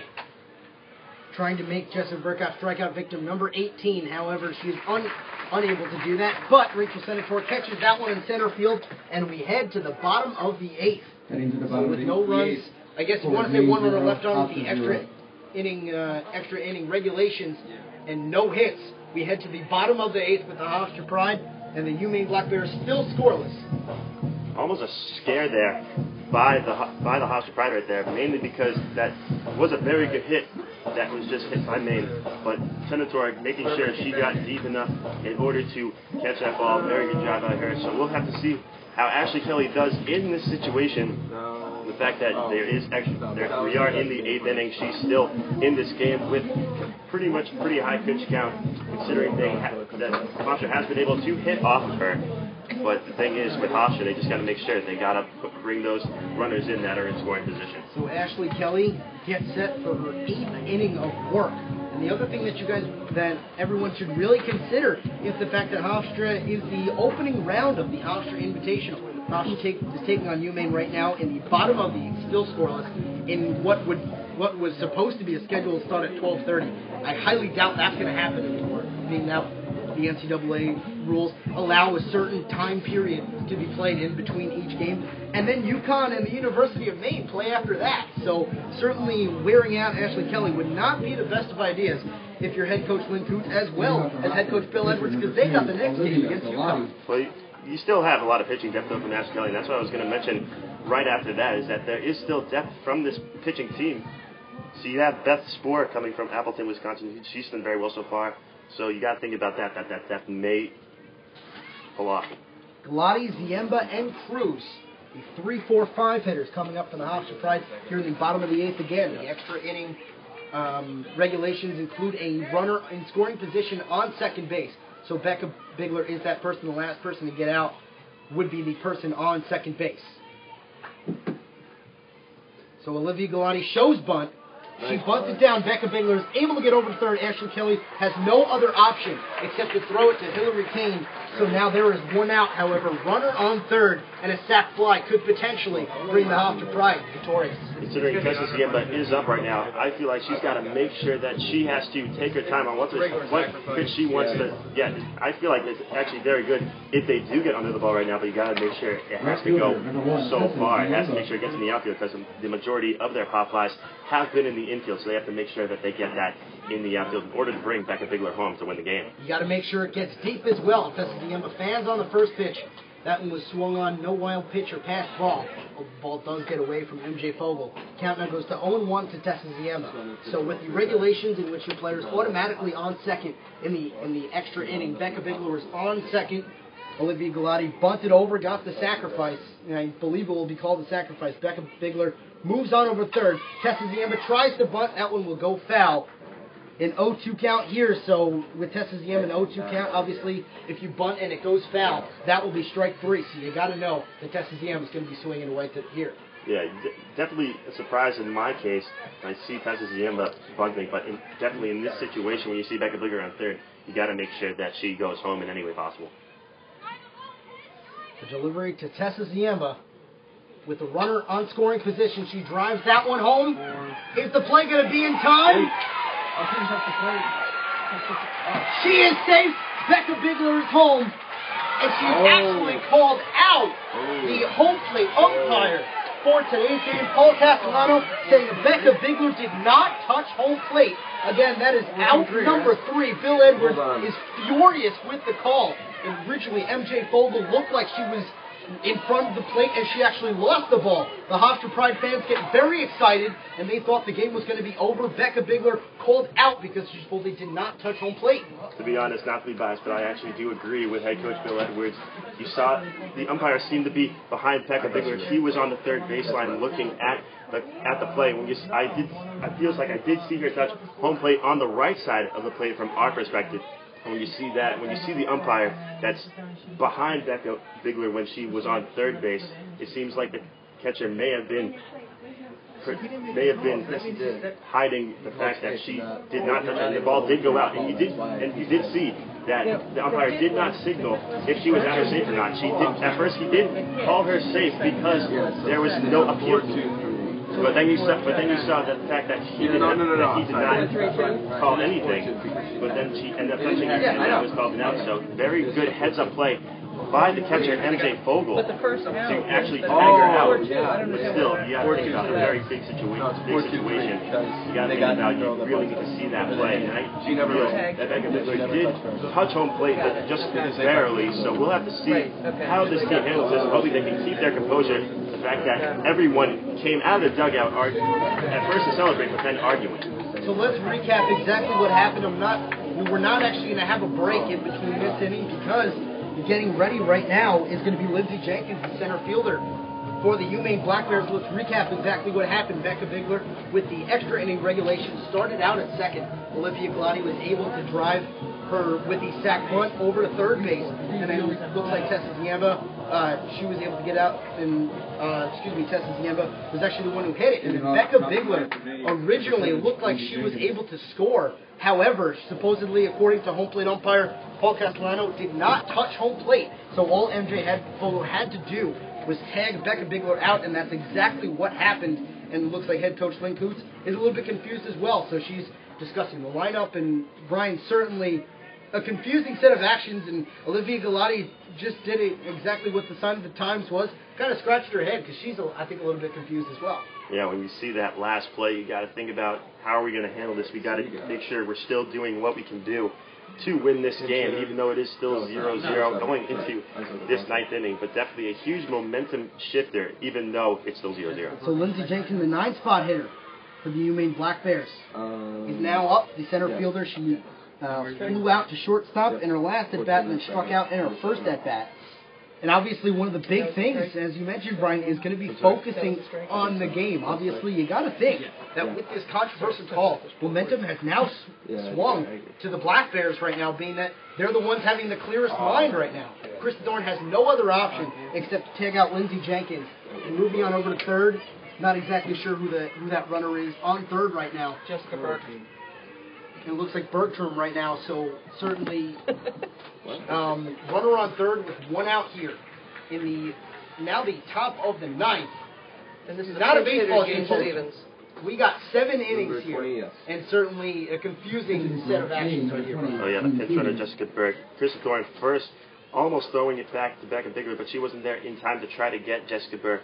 But here, now coming up in this at-bat, Gene Stevens, number 20, the pinch runner, has 2 home runs on the season, but those 2 home runs coming in their first game, hasn't hit a homer since, but still doing a very good job. Tied for first on the team in batting average with 346 with MJ Fogle, but hasn't had as many at-bats. So you got to think that this is a good situation for having Gene Stevens in this game. Probably wanted to save her for the second game, but when you think about it, in this type of game, when you are in the ninth inning, you need to put her in for a pinch hit. Jessica Burke is at third. One out here in the top of the ninth. Usually the game goes 7. However, we're going to extra innings, and the regulation says that a runner must start at second base due to the sac bunt. Now Burke is over at third, so certainly trying to get home with Jessica Burke and trying to send her home. Seems to be right now Gene Stevens. Yeah, it's interesting how they have Stevens in when there's a runner on third. Seems like they're going maybe more of her power to get that sack fly, if anything. Gene Stevens, as you mentioned, with 2 home runs on the year already. You're not really looking for a home run. You're just looking for contact and try and get Burke home right now. So one out here in the top of the ninth of playing. Defense playing very shallow, obviously, because the play is going to be at the plate to make sure no runner crosses home. Olivia Glotti's pitch just on the outside corner. Another tough call made by the umpire, it seems. You were saying earlier that it may be very flexible from what the umpire is calling and not calling. Certainly a flexible game that could be argued in almost every single inning. A little bit weird. Is Paul Castellano in the home plate, and that will be called strike 3. So now 2 outs here as Olivia Glotti gets her 18th strikeout on the day. As Gene Stevens fans on that one. Coming up to bat now is MJ Fogel, the catcher for the Maine Black Bears. At third is Jessica Burke. Top of the ninth, scoreless between the Hofstra Pride and the UMaine Black Bears right now.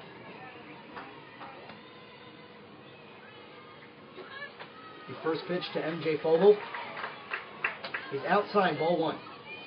MJ Fogel, another person that could possibly bring this runner in, considering she is also a very good hitter too. So the 1-0 pitch. MJ Fogel pops that one up to shallow left field. Becca Bigler gets under it and retires the side. So after no hits, 1 runner left on, and no runs, we head to the bottom of the ninth.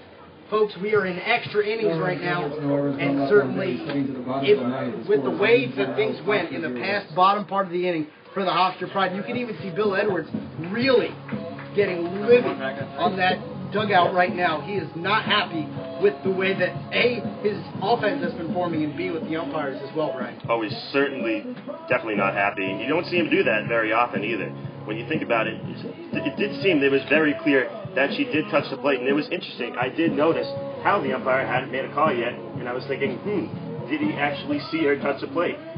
Obviously, we saw it from the press box because we didn't have the same angle as the umpire. The umpire was facing the back of the catcher, MJ Fogel.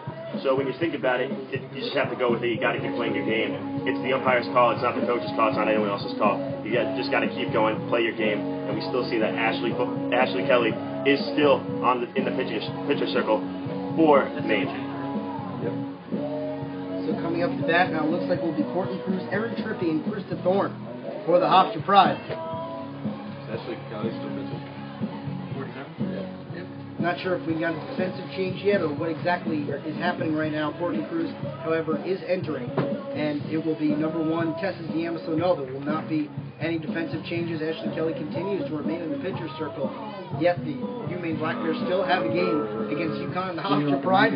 Right now the time is 11:46, and the Hofstra Pride are scheduled to face the UConn Huskies at 12:30. Well, that's not happening anymore. It's going to be a little bit of a later start, being that we are already in the bottom of the ninth inning. This is not a baseball game, folks. This is softball. You listen to Hofstra Pride Softball on the Hofstra Alternative web channel on WRHU.org. Courtney Cruz shows bunt, pulls back, and the count now goes to 1-0. Tessa Ziemba at second. We got a bottom 9 game right now, in which we've already almost finished 2 innings due to the performances of both Olivia Glotti and Ashley Kelly in the pitcher's circle. Both stellar performances this morning.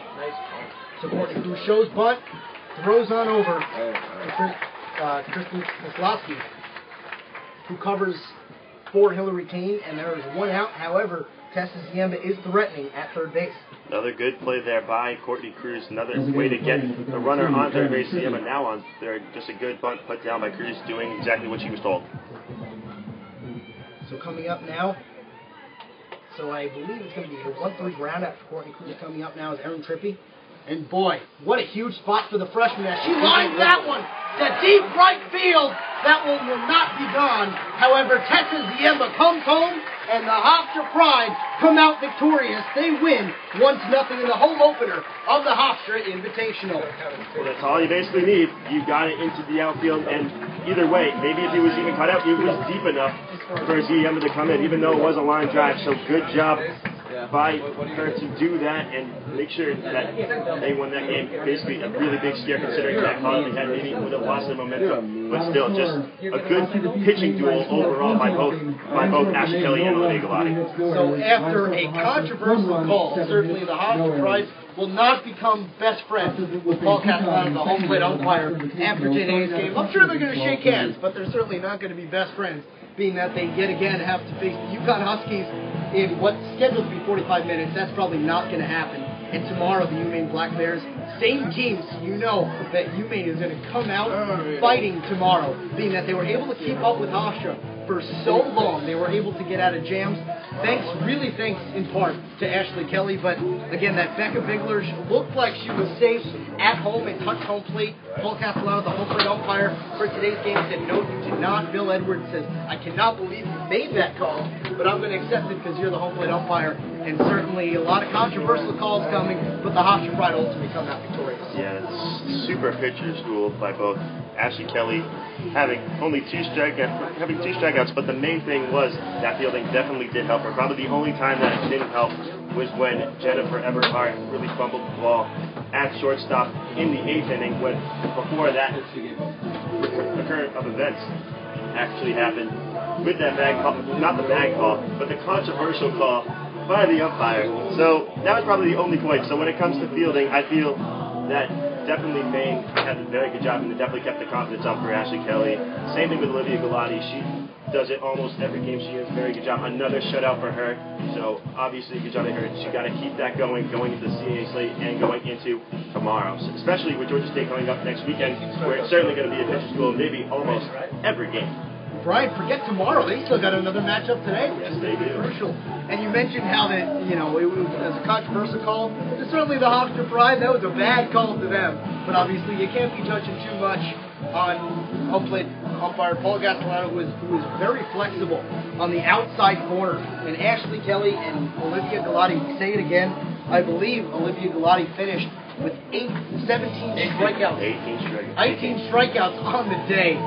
Olivia Galati is returning to midseason form, but Ashley Kelly, she might not look good right now on the K chart or anything like that, but boy, her defense kept her in the game, and her pitching, her mental attitude kept the UMaine Black Bears in a certainly winnable game. And what exactly, if you're head coach Lynn Coots for the UMaine Black Bears, what do you tell your squad? I mean, you got another game today. You certainly don't want to dread on this loss. Yes, you got to focus on it and you got to take that into consideration for the next game. But boy, what a tough game in which they easily could have won it. Well, they certainly could have won that game. I mean, it was 0-0 the whole game. When you think about it, we came into this game thinking, the pitching was good. We knew it wasn't the best, but it was their strength of this team, and that they aren't the best at batting at any point. It doesn't seem like even that high in America East when it comes to batting.